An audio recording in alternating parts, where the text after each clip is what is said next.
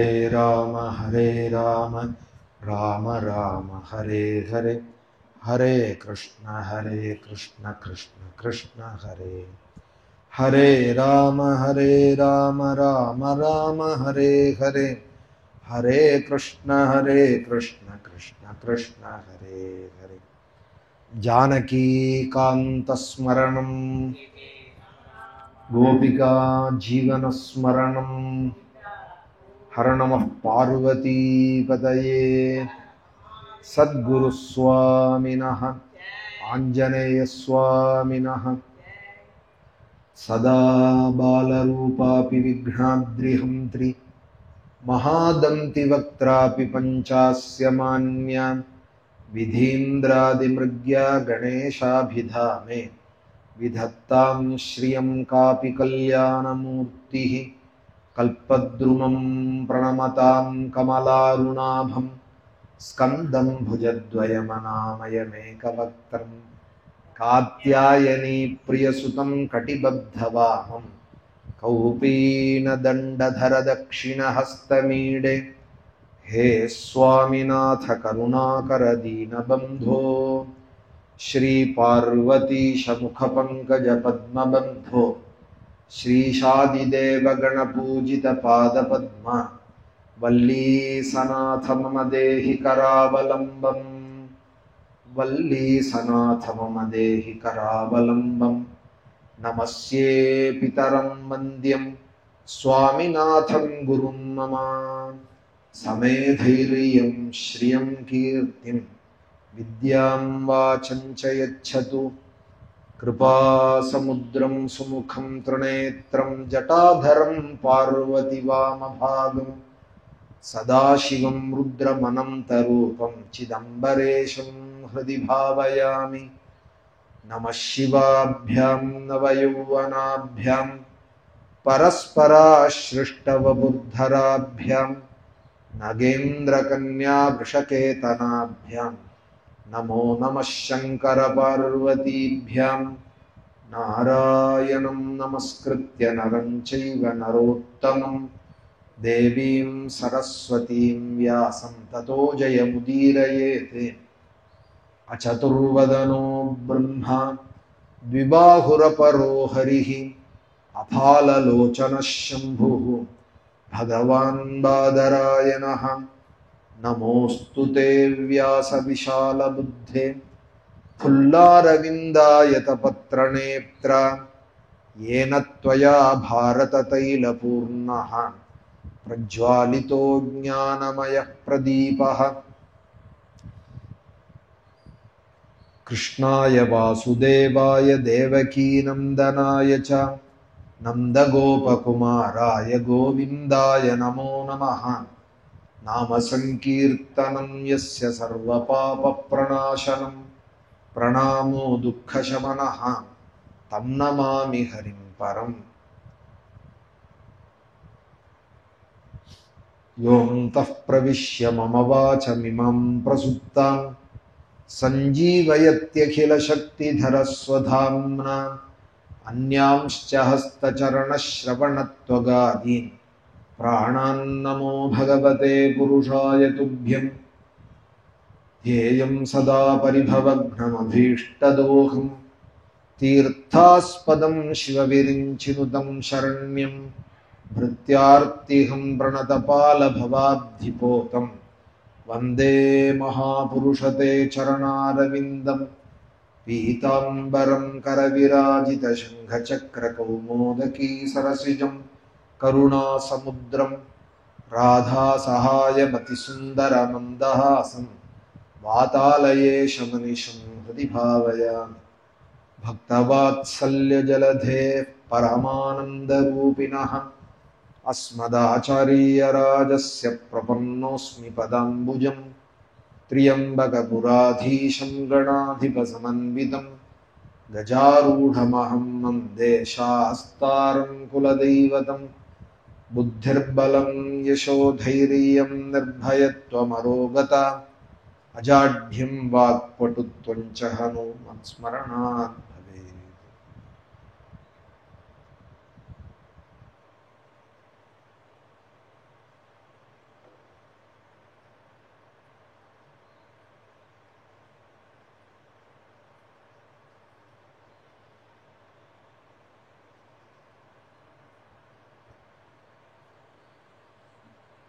அவிஸ்மிதம் தம் பரிபூர்ண காமம் ஸ்வேனைவ லாபேன சமம் பிரசாந்தம் வினோபசர்பத்ய பரம் ஹி பாலிஷः ஸ்வலாங்குலேனாதிதித் தர்த்தி சிந்தும் யஸ்யோரு ஸ்ருங்கே ஜகதீம் ஸ்வநாவம் மனுர்யதா வத்ய ததார துர்கம் சயேவ நஸ்த்வாஷ்ட்ர பயாத்துரம் தாத்ராதாஸ்ரிதான்வாரி சரோபி நூனம் புராஸ்வயம் பூரபி சம்யமாம்ப மாம்பஸ்யுதீர்ணவாதோர்மிரவைः கராலே ஏகோரவிந்தாத் பதிதஸ்ததாரே தஸ்மாத் பயாத்யேன சனோஸ்து பாரஹ சயேகைஷः நிஜமாயயானஹ சசர்ஜயேனானுஸ்ருஜாம விஸ்வம் வயம் ந யஸ்யாபி புரः சமீஹதः பஷ்யாமலிங்கம் ப்ருதகீஷமானினஹ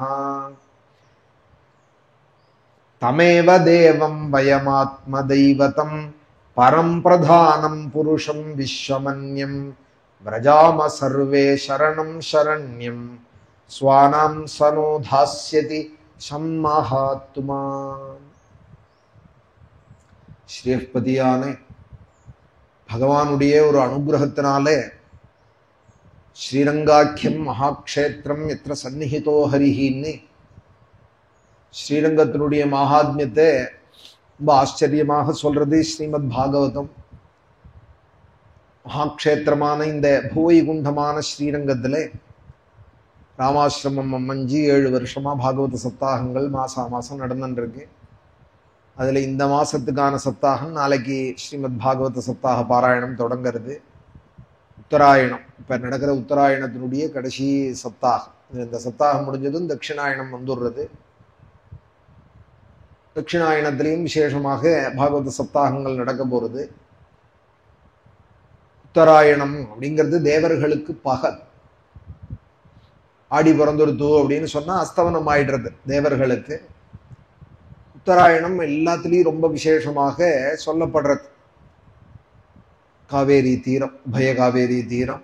இங்க ஒரு பாராயணம் நடக்கிற காலத்திலையும் காவேரி வர்த்ததாம் காலே காலே வருஷது வாசவஹா ஸ்ரீரங்கநாதோ ஜெயது ஸ்ரீரங்க ஸ்ரீஷ்ட வர்த்ததான்னு பெரியவாள்லாம் பிரார்த்திக்க சொன்ன பிரகாரம் இங்க பிரார்த்திக்கிறது. இந்த முறையில இன்னும் ஆடியே புறகல்ல வழிஞ்சோடின்னு இருக்கால் காவேரி. 2 பக்கமும் சமிருத்தியாக கொள்ளடத்திலையும் சரி காவேரியிலையும் சரி சமிருத்தியாக ஜலம் மகாப்பிரவாகமாக போயின்னு இருக்கு. காவேரீச்ச மகாபுண்யா அப்படின்னு ஸ்ரீமத் பாகவதம் சொல்றது. எல்லா நதிகளையும் சொல்லிட்டு வரார் சுகாச்சாரியா துவாதச ஸ்கந்தத்திலே. தாமிரபர்ணி நதீயத்ரே கிருதமாலா பயஸ்வினி ஒரு நதி பேரையும் சொல்லிட்டு வரதே காவேரீச்ச மகாபுண்யா அப்படிங்கிறார். தாமிரபர்ணி சொன்னார். கிருதமாலாங்கிறது தான் வைகை. பயஸ்வினி அப்படிங்கிறது தான் பாலாறு. இதெல்லாம் தமிழ்நாட்டில் உள்ளதான நதிகள். கொச்சித் கொச்சின் மகாராஜே திரவிடேஷு ச பூரிஷா தாமிரபர்ணி நதீயத்ரே கிருதமாலா பயஸ்வினி காவேரி ச மகாபுண்யா பிரதீச்சி ச மகாநதி ஏ பிபந்தி ஜலம் தாசா. இந்த காவேரி தீர்த்தத்தை சாப்பிட்டு யாரு காவேரி காத்த வாங்கிட்டு ஜீவிக்கிறாளோ அவர்கள் ரொம்ப பாக்கியசாலிகள். இந்த கலியில அவதரிச்சவாள்லயே அதுலேயும் நாம சங்கீர்த்தனம் பண்ணிட்டு காவேரி கரையில புண்ணிய கஷேத்திரங்கள்ல வசிச்சுட்டு இருந்தாளானால் அவளை விட பாக்கியவான்கள் யாரும் இல்லை அப்படின்னு ஸ்ரீமத் பாகவதம் சொல்றது. ஸ்ரீமன் நாராயணியத்துல நாராயண நம்பூதிரி சொல்றார், குருவாயூரப்பா உன்னை பாடின்னு இருக்கேன். குருவாயூர் க்ஷேத்திரத்துல நாராயணியங்கிற ஸ்தோத்திரம் பாடின்னு இருக்கேன். ஒரு கால் எனக்கு இன்னொரு ஜென்மா எனக்கு வருமானால் எனக்கு காவேரி கரையில ஜென்மா எனக்கு கொடுக்கணும் நீ அப்படிங்கிறார்.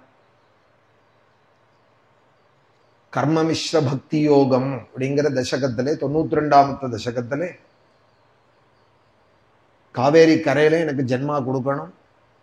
ஏன்னா மகான்கள்லாம் இங்க ஆசைப்படுறார்.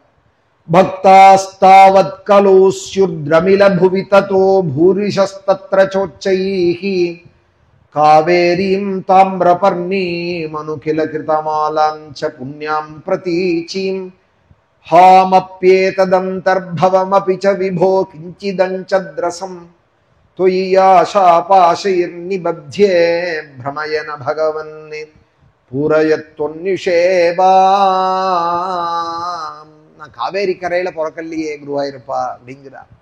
ஆச்சரியமா நாராயணியம் பாடிட்டு இருக்கார் 1000 ஸ்லோகத்துக்கு மேலே. குருவாயூரப்பன் இங்க பெரியவாள் சொல்லுவாள், தலை ஆட்டி கேட்டான். கல்லா இருந்த குருவாயூரப்பன் தலையாட்டி ஆமோதிச்ச கிரந்தம் நாராயணியம்னு சொல்லுவாள். ஒரு ஸ்லோகத்தையும் அப்படி குருவாயூரப்பன் தலை ஆட்டி ஆமோதிச்சு நாராயண நம்பூதிரியே உற்சாகப்படுத்திட்டு கேட்டு இருக்கார். இவரும் பாடிட்டு இருக்கார். அவர் சொல்றார், குருவாயூரப்பா நான் இன்னும் உனக்கு இஷ்டமான காவேரி கரையில நான் பிறக்கலையே, காவேரி கரையில இன்னொரு ஜென்மா வருமானால் எனக்கு அங்க வரணும் அப்படிங்கிறார். காவேரீம் தாமிரபர்ணி மனுகில கிருதமாலாஞ்ச புண்ணியம் பிரதீச்சீம். ஏன்னா இந்த கலியில பக்தர்கள்லாம் அங்கதான் பிறப்பால் அப்படின்னு பாகவதாதி கிரந்தம் வியாச சுகாதிகள்லாம் சொல்றார். அதிகம் பக்தர்கள் காவேரி கரையில தான் அவதரிப்பாலாம், தமிழ்நாட்டுல தான் அவதரிப்பால். பக்திங்கிறதே இங்கேருந்துதான் உலகத்துக்கே கொடுக்கப்படுறது அப்படின்னு சொல்றா. உற்பன்னா திராவிடேச்சாகம் விருத்திம் கர்நாடகே கதா. உண்டாறது இங்கேருந்து தான் நாம் விளையறது. சில தானியங்கள் சில ஊர்ல தான் விளையறதுங்கிறாலும், கோதுமைன்னு சொன்னா பஞ்சாப்னு தானே முதல்ல சொல்றா. பல ஊர்கள்ல விளைஞ்சாலும் உலகத்துக்கே அதிகம் எக்ஸ்போர்ட் பண்றதுங்கிறது பஞ்சாப் கோதுமை தானே சொல்றா. அதுபோல அரிசி அப்படின்னு சொன்னா நம்ம தமிழ்நாடு கர்நாடகா இத்தியாதிகளை தானே சொல்றா, காவேரி கரைகள் தானே சொல்றா. அது மாத்திரம் இல்லே, பாகவதம் சொல்றது பக்தி விளையறதும் தமிழ்நாட்டுல தான் அப்படிங்கிறது. உற்பன்னா திராவிடேச்சாகம். அப்புறம் கர்நாடகம் முதலிய தேசங்கள்ல போய் விருத்தி அடைஞ்சால், கர்நாடகம் மகாராஷ்டிரங்கள் எல்லாம் அந்த பக்தி விருத்தி அடைஞ்சால் அப்படின்னு சொல்றது. பக்தாஸ்தாவத் கலோ ஸ்யுஹு திரமில புவி ததோ பூரிஷஸ்தத்ர சோச்சைஹி. இங்க காவேரி கரையில வந்து கிராமந்தோறும் மகான்கள்லாம் அவதரிச்சு உன்னுடைய யசஸே இறஞ்சி பாட போறாள், ஊரூரா பாட போறாள், எல்லாருக்கும் பக்தி தானம் பண்ண போறாள். காவேரீம் தாமிரபர்ணி மனுகில கிருதமாலாஞ்ச புண்ணியம் பிரதீச்சீம். இப்படி சொல்றார் நாராயணியத்துல. அந்த காவேரி கரையில இங்க மாசம் பாகவத சப்தாகம் நடந்துட்டு இருக்கு. காவேரி கரையில தான் ஆழ்வார்கள் நாயன்மார்கள் எல்லாம அவதரிச்சிருக்கா. இங்க சொல்ற இப்ப இந்த நதிகள் இருக்கே, இதுலதான் வந்து காவேரி கரையில தான் பெரும்பாலும் தாமிரபரணி கரை. நம்ம ஆழ்வார் தாமிரபரணி கரையில அவதரிச்சால். காவேரியும் தாமிரபரணியும்னா தாமிரபரணி கரை காவேரி கரைகள்ல தான் ஆழ்வார்கள் நாயன்மார்கள், உலகத்துக்கே சிவபக்தி விஷ்ணு பக்தியை கொடுக்கிற மகான்கள் அவதரிச்சதெல்லாமும் இங்கேதான். அவதரிச்சதும் இங்கேதான். உலகத்துக்கே பக்தியை தரக்கூடியதான பிரதேசம் இந்த திராவிட தேசம் அப்படின்னு பாகவதம் போய் சொல்றது. கலவுகலு பவிஷ்யந்தி நாராயண பராயணாக அப்படின்னு பாகவதம் இன்னொரு சொல்றது. கலியில வந்து நாராயண பராயணர்கள் அங்கங்க அவதரிப்பார். விஷ்ணோர் பூதானி லோகானாம் பாவனாய சரந்திஹி. விஷ்ணு பூதங்கள் அப்படின்னு சொல்றா. விஷ்ணு பூதங்கள், பூதம் அப்படின்னு சொன்னா பெருசா இருக்கார் அப்படின்னு அர்த்தம் இல்லை, உயிர்ப்போட இருக்கால்னு அர்த்தம். பூதம் அப்படின்னு சொன்னா இருப்ப சொல்றது. விஷ்ணோர் பூதானி லோகானாம், விஷ்ணு அம்சம். விஷ்ணு அம்சமாக தான் கல்யாணத்துல கூட மாப்பிள்ளைய பாவிக்க சொல்றது. ஒரு பெண்ணுன்னு கல்யாணம் பண்ணி கொடுத்தோமானால் விஷ்ணுகிட்ட தான் கொடுக்கணும். ஒரு கன்னிகைன்னு வீட்டுல பிறந்தாலானால் அது விஷ்ணுக்கு தான். விஷ்ணுவை தேடி போய் கொடுக்க முடியுமா? பெரியாழ்வாராட்டம் ஆண்டாளாட்டம் நமக்கு குழந்தைகள் இருக்குமா? பெரியாழ்வாராட்டம் நமக்கு பக்தி உண்டா? அதனால என்ன சாஸ்திரங்கள் சொல்லியிருக்கால், யாருக்கு கொடுக்கறையோ ஏதோ ஒரு வரனை பார்த்து கொடுத்தாலும் அவன் தலையில மகாவிஷ்ணு ஸ்வரூபாய வராயா அப்படின்னு சொல்லி மகாவிஷ்ணு ஸ்வரூபமாக உன்னை பாவிக்கிறேன், இந்த குழந்தைய உன்கிட்ட கொடுக்கறேன் அப்படின்னு சொல்ற காலத்துல பூதம் அப்படின்னு அங்கேயும் உபயோகப்படுறது இந்த சொல்.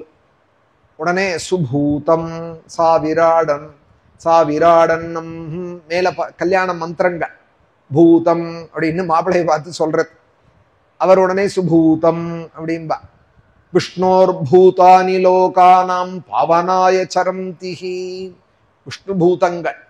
ஒரு கால் பூதத்தாழ்வார் அப்படின்னு ஒரு ஆழ்வார் வரப்போறதை தான் மனசுல வச்சுன்னு பாகவதம் சொல்றதான்னு தெரியல.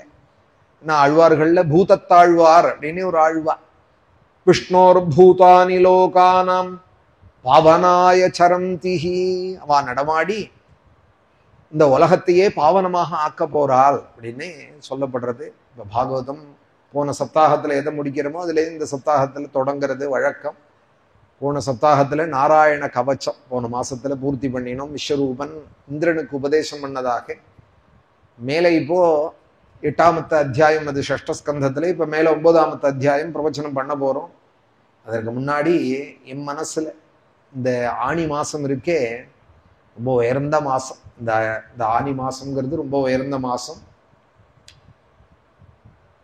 ஆனிதனில் அனுடத்தில் அவதரித்தான் வாழியே, ஆலவந்தார்க்கு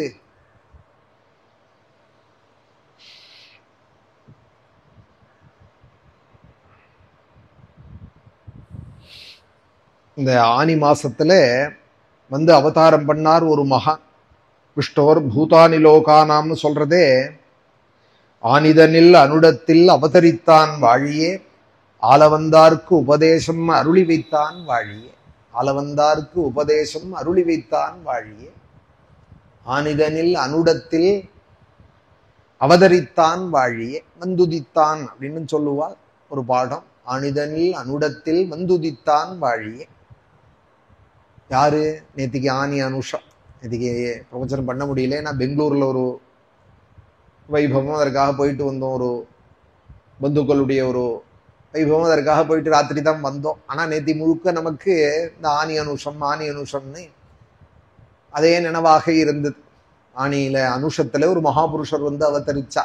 இங்க பாகவதம் சொல்றதுன்னு சொல்றேனே, பாகவதம்னா ஏதோ பிரஹ்லாத சரித்திரம், துருவ சரித்திரம் தான் பாகவதம் நினைக்க வேண்டாம். பாகவதாலோட சரித்திரம் தான் பாகவதம். நாயன்மார்களை பத்தி சொன்னாலும், ஆழ்வார்களை பத்தி சொன்னாலும், ஆச்சாரியர்களை பத்தி சொன்னாலும், பாகவதால பத்தி எது சொல்றதோ அதுதான் பாகவதம். அதுல ஆனி மாசத்துல அனுஷத்துல வந்து அவதரிச்சா. ஆனிதனில் அனுடத்தில் அவதரித்தான் வாழியே, ஆலவந்தார்க்கு உபதேசம் அருளி செய்தான் வாழியே அப்படின்னு நேத்திக்கு ஒரு மகான் அவதரிச்சா. நேத்திக்கு நான் ஸ்ரீரங்கத்துல இருந்ததுனால நிச்சயம் அவரை பத்தி சொல்லியிருப்பேன். அந்த குறைக்கு இன்னைக்கு நான் கொஞ்சம் நாளை அவரை பத்தி நினைச்சிட்டு மேல பாகவதத்தை தொடங்குறேன். அது யார் அந்த மகான் அப்படின்னா, வைஷ்ணவ சம்பிரதாயத்துல ஆச்சாரியர்களை ஸ்மரிக்கிறதே லக்ஷ்மீநாத சமாரம்பாம் நாதயாமுன மத்தியமாம் அஸ்மத் ஆச்சாரிய பரியந்தாம் வந்தே குரு பரம்பராம் அப்படின்னு சொல்லுவாள் விஷ்ணு வைஷ்ணவ சம்பிரதாயங்கள்ல. நம்ம ஸ்மார்த்த சம்பிரதாயங்கள்ல சதாசிவ சமாரம்பாம் சங்கராச்சாரிய மத்தியமா அஸ்மதாச்சாரிய பரியந்தாம், உத்தரார்த்த 2 ஒண்ணுதான். அஸ்மதாச்சாரிய பரியந்தாம் வந்தே குரு பரம்பராம் அப்படிங்கிற தெரிஞ்சுக்கணும். இதெல்லாம் நித்தியானுசந்தானம் பண்ண வேண்டியது. பொழுது விடிஞ்சா பகவானை நினைக்கணும், ஆச்சாரியர்களை நினைக்கணும், நம்ம பூர்வீகால நினைக்கணும். அதுல வைஷ்ணவ சம்பிரதாயத்துக்கு யார் முதல் ஆச்சாரியன்னால் நாராயணனே தான் ஆச்சாரியர். லக்ஷ்மிநாத சமாரம்பாம். இங்க லக்ஷ்மிநாதன்னா யாரோ ஒருத்தர் ஆச்சாரியின் பேர் இல்லை, பகவானே தான். பகவானே நரநாராயணனாக அவதாரம் பண்ணி விகனசர் அப்படிங்கிற ரிஷிக்கு, விஸ்வக்சேனருக்கு இந்த அஷ்டாட்சரத்தோட பெருமை உபதேசம் பண்ணின க்ஷேத்திரம் தான் பத்ரிநாராயண க்ஷேத்திரம். அந்த நாராயணர் தான் இன்னைக்கு வைஷ்ணவாளுக்கெல்லாம் உயிரா இருக்கிற ஓம் நமோ நாராயணாயா அப்படிங்கிற மந்திரத்தை உபதேசம் பண்ணவன். அதனால வைஷ்ணவன்னு சொன்னா பத்ரி ஒரு தடவை போயிட்டு வரணும்பா, அஷ்டாட்சரம் ஜபிக்கிறோம்னு சொன்னா. நாங்கள்லாம் போறோமேனால் பாகவதம் எழுதின இடம் அப்படிங்கிறதுக்காக. ஸ்ரீமத் பாகவதம் எழுதினது அங்கதான். நாராயணம் நமஸ்கிருத்தியே நரஞ்சைவ நரோத்தம்னு கருணாமூர்த்தியான வியாசாச்சாரியால் கிருபாலுவான நாரதர் உபதேசம் பண்ண இடமும் அதுதான். பகவான் வியாசாச்சாரியால் பாகவதத்தை எழுதினதும் அந்த பத்ரிகாசிரமம் தான். வைஷ்ணவால் போற பாவம்ங்கிறது அஷ்டாட்சரத்தை உபதேசம் பண்ண பெருமாள் அவர், ஆச்சாரிய பரம்பரையில முதலானவர் அப்படின்னு போவா. லக்ஷ்மிநாத சமாரம்பாம், அவர் தான் ஆரம்பம். அப்புறம் மத்தியில யார் இருக்கான்னால் நாத யாமுன மத்தியமாம், நாதமுனிகள் அப்படின்னு ஒரு மகான் இருக்கார். யாமுனாச்சாரியர் அப்படின்னு ஒருத்தர் இருக்கா. ராமானுஜரை சொல்லலையான்னால் அவளுக்கும் பூர்வாச்சாரியர்கள் இவா. லக்ஷ்மிநாத சமாரம்பாம் நாதயாமுன மத்தியமாம், நாதமுனிகள் அப்படின்னு ஒரு மகான். ஆலவந்தார் அப்படிங்கிறவருக்கு தான் யாமுனாச்சாரியர்னு பேரு. ராமானுஜருடைய குரு அவர், அவர் தான் ஆலவந்தார்.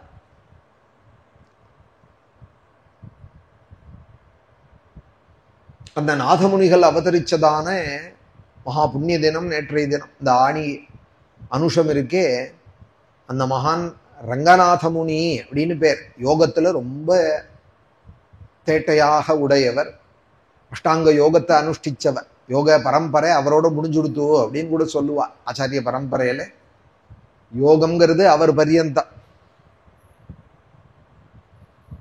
கடலூர் மாவட்டத்துல வீரநாராயணபுரம் அப்படின்னு ஒரு க்ஷேத்திரம், வீரநாராயணபுரம்னு க்ஷேத்திரம். அந்த க்ஷேத்திர பெருமாளுக்கு வீரநாராயண பெருமாள் அப்படின்னு பேரு. அங்க ஒரு ஏரியும் இருக்கு, அந்த ஏரிக்கு வீரநாராயணன் ஏரி அப்படின்னு பேர். அதுல இருந்துதான் இன்னைக்கும் மெட்ராஸுக்கு ஜலம் வந்துட்டு இருக்கு. அதை தமிழ்ல மருவி மருவி வீரநாராயண் புண்ணிய சப்தங்களே இல்லாத தேசமா போயிட்டு இருக்கோம் தமிழ்நாடு. அதனால நாராயண சப்தத்தை கட் பண்ணிவிட்டு வீராணம் ஏரி வீராணம் ஏரி அப்படிங்கலாம். வீராணம் ஏரி இல்லை, வீரநாராயணன் ஏரி, வீரநாராயண பெருமாள் அப்படின்னு. இந்த காட்டு மன்னார் கோவில் அப்படி, மன்னார்குடியில 2 மன்னார்குடி இருக்கு. சம்பகாரண்யம் அப்படிங்கிறது திருவாரூர் தாண்டி இருக்கிற அது மன்னார்குடி, கிருஷ்ணாரண்ய க்ஷேத்திரம்.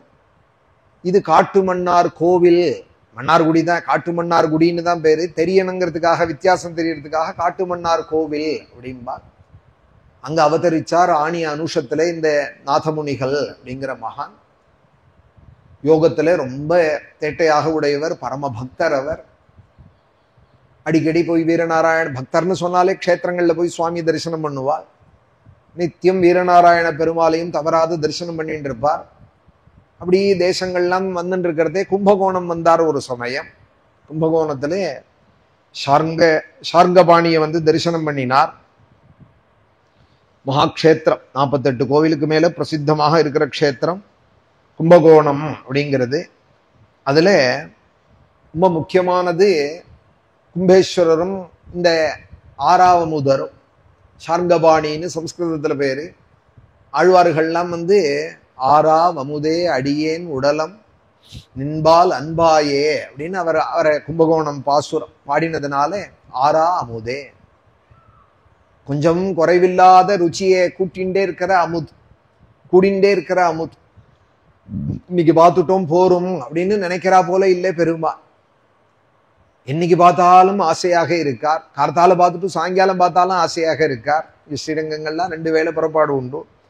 கார்த்தால வேகமா வருவாள் பார்க்கணும்னு, அதை விட வேகமா இருக்கும் சாயங்காலம் பெருமாள் புறப்பாடை பார்க்கறதுக்கு வேகம். கார்த்தால தான் பார்த்துட்டோமே அப்படின்னா அவளை தான் கேட்கணும். ஆரா அமுதுன்னா என்ன அர்த்தம் அப்படிங்க. அமுதுன்னா அமிர்தம், ஆறாத குறைவில்லாத அமிர்தம், தகட்டி போகாத அமிர்தம்.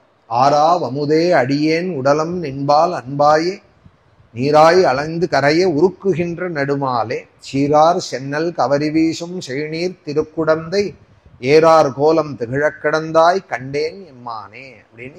இதுலேருந்து ஒரு 11 பாசுரங்கள் நம்மாழ்வார் பாடினதானே.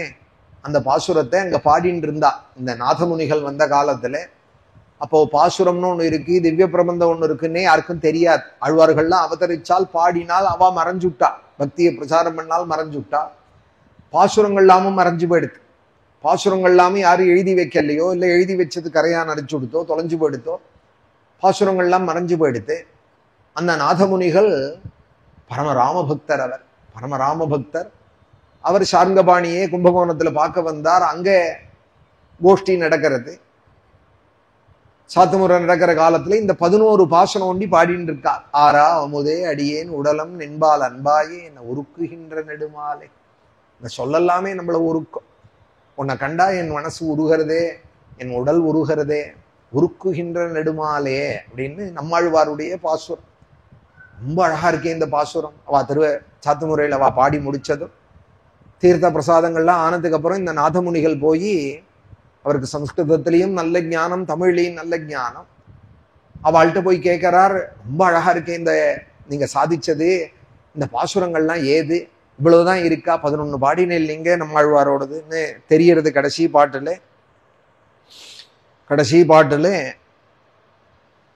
குருகூர் சடகோபன் அப்படின்னு சொல்றேன். அது புரியறது. 11 பாட்டு தான் இருக்கா, இன்னும் இருக்கா அப்படின்னு கேட்க அவள்லாம் சொல்றாள், தலைமுறையா நாங்க இதை ஒண்டி பாடிட்டு இருக்கோம் சார்ங்கபாணி சந்நிதியில. ஆனா 4000 திவ்ய பிரபந்தம் இருந்ததுன்னு சொல்றாள். கலியில அது கொஞ்சம் மறைஞ்சு போய் அப்புறம் நாதமுனிகள்னு ஒரு மகான் வரப்போறாள். அவர் இதை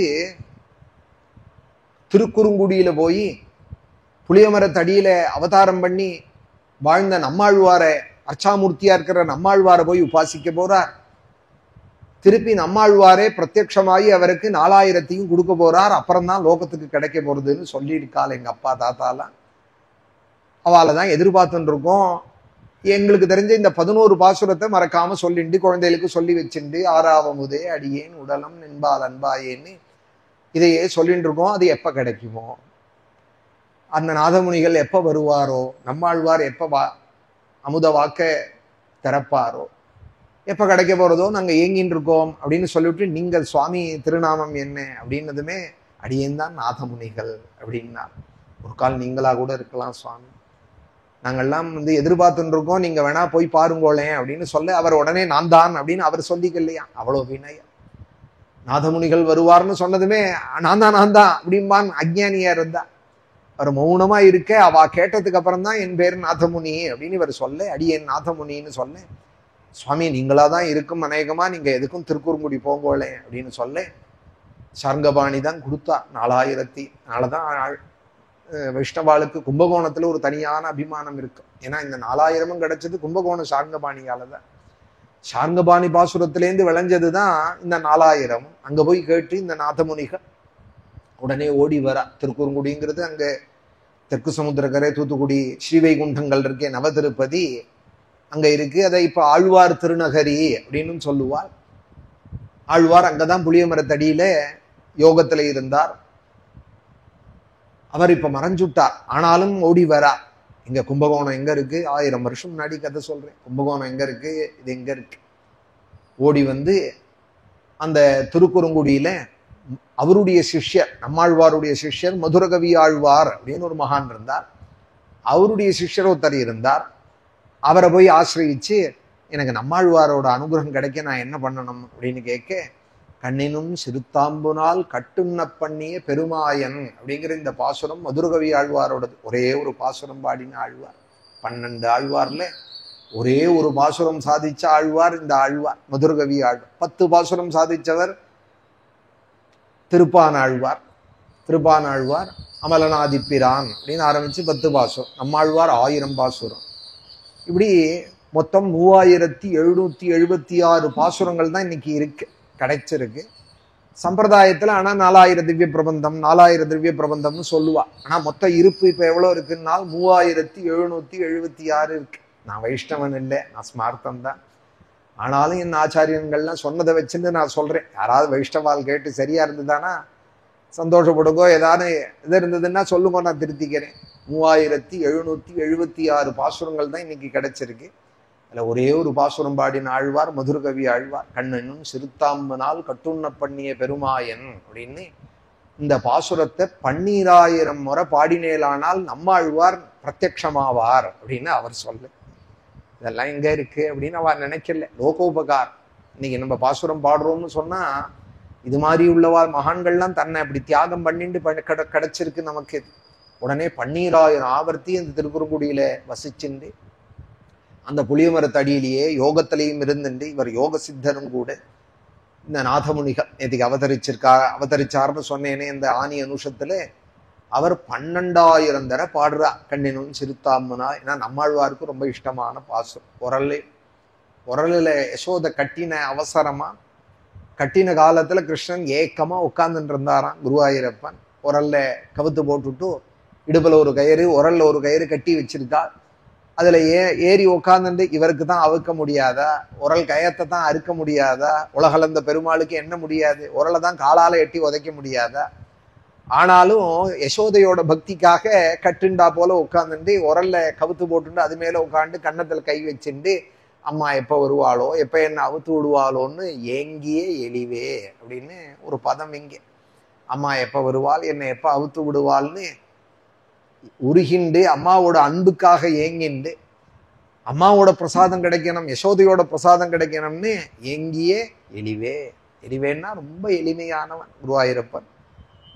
அதை சொன்னதும் 12000 முறை பாடினார். உடனே நம்மாழ்வார் பிரத்யக்ஷம் ஆயிட்டார் இந்த நாதமுனிகளுக்கு. உடனே இந்த 4000 திவ்ய பிரபந்தத்தையும் அவருக்கு அனுகிரகம் பண்ணினார். அதனால இப்போ 12 ஆழ்வார்கள் பாடியிருந்தா கூட திருப்பி லோகத்துக்கு கிடைச்சது நம்மாழ்வார்ட்டேந்து தானே. அதனால ஆழ்வார் அப்படின்னு சொன்னாலே நம்மாழ்வார் தான் வைஷ்ணவ சம்பிரதாயத்துல. வேற யாராவது ஆழ்வாரை குறிப்பிட்டு சொல்லணுமானால் அவர் பேரை சொல்லி சொல்லணும். திருமழிசை ஆழ்வார், குலசேகர ஆழ்வார், தொண்டரடி பொடி ஆழ்வார் அப்படின்னு ஆழ்வார் பேரை சொல்லி சொன்னா அந்த ஆழ்வார். வெறுமன ஆழ்வார் அப்படின்னு சொன்னா யார் பேருனால் நம்மாழ்வார் தான்.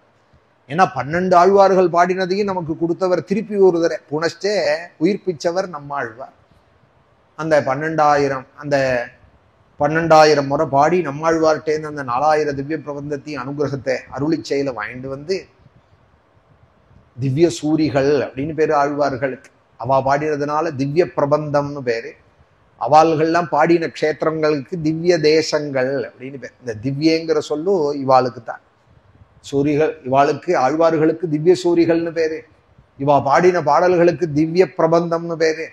இவா பாடின பாடல் பெற்ற ஸ்தலங்களுக்கு திவ்ய தேசங்கள் அப்படின்னு பேர். திவ்யன்னா ரொம்ப உயர்ந்த உத்கர்ஷம், திவ்யமானது, வைகுண்ட சதிருஷமானது.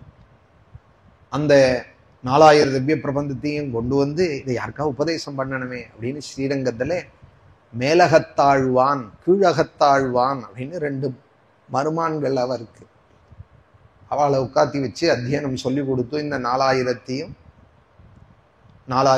பாட பண்ணினால் அதுதான் இன்னைக்கு ராப்பத்து பகல் 10 உற்சவத்துல பெருமாள் கேட்டு ஆனந்தப்படுறா.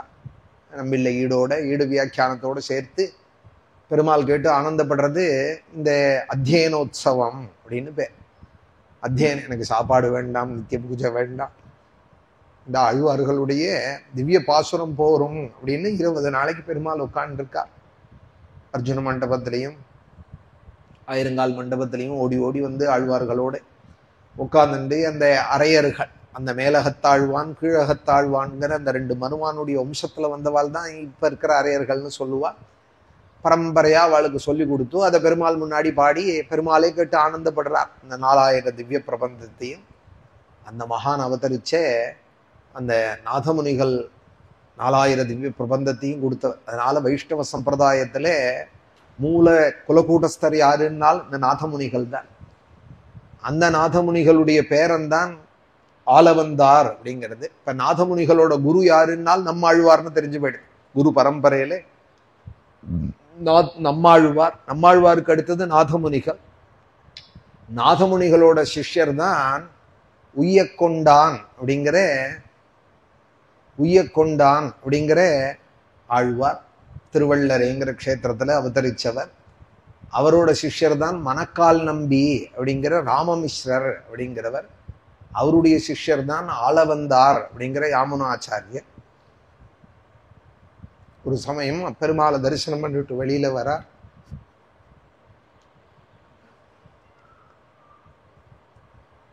அவருடைய பேரன் ஆலவந்தார் வர காலத்துல தீர்த்த கைங்கரியம் பண்ணிட்டு இருக்காங்க.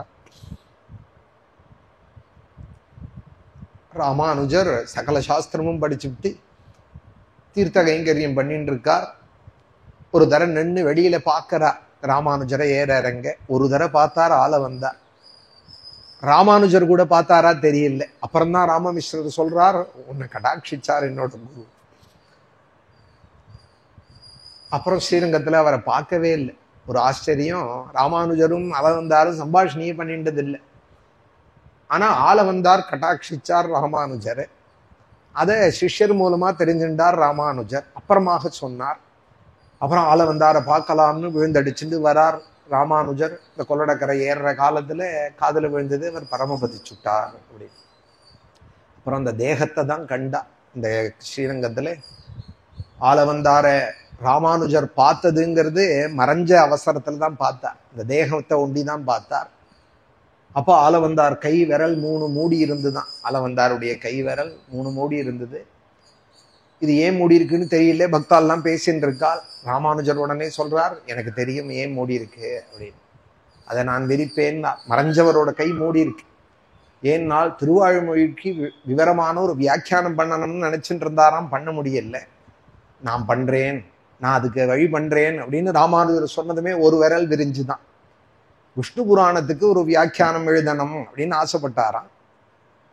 அப்புறம் யாருக்காவது ஒருத்தருக்காவது பராசரன்னு பேர் வைக்கணும் அப்படின்னு ஆசைப்பட்டாராம். இது மாதிரி சில ஆசை ஆளவந்தாருக்கு.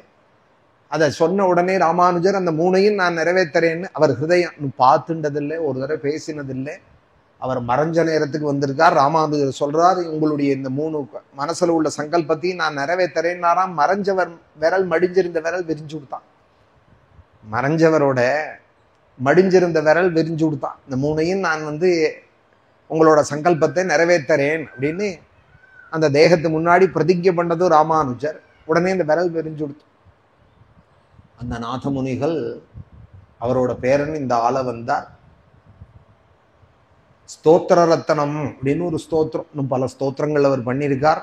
அதுல ஸ்தோத்திர ரத்னம் அப்படிங்கிற ஸ்தோத்திரம் ஒரே ஒரு ஸ்லோகம் சொல்லிட்டு மேல இந்த ஷஷ்டஸ்கந்த கதைக்கு போறேன். அகிருத்ரிமத்வச்சரணாரவிந்த பிரேம பிரஹர்ஷாமதிவாத்மவந்தம் பிதாமகம் நாதமுனிம் விலோக்யே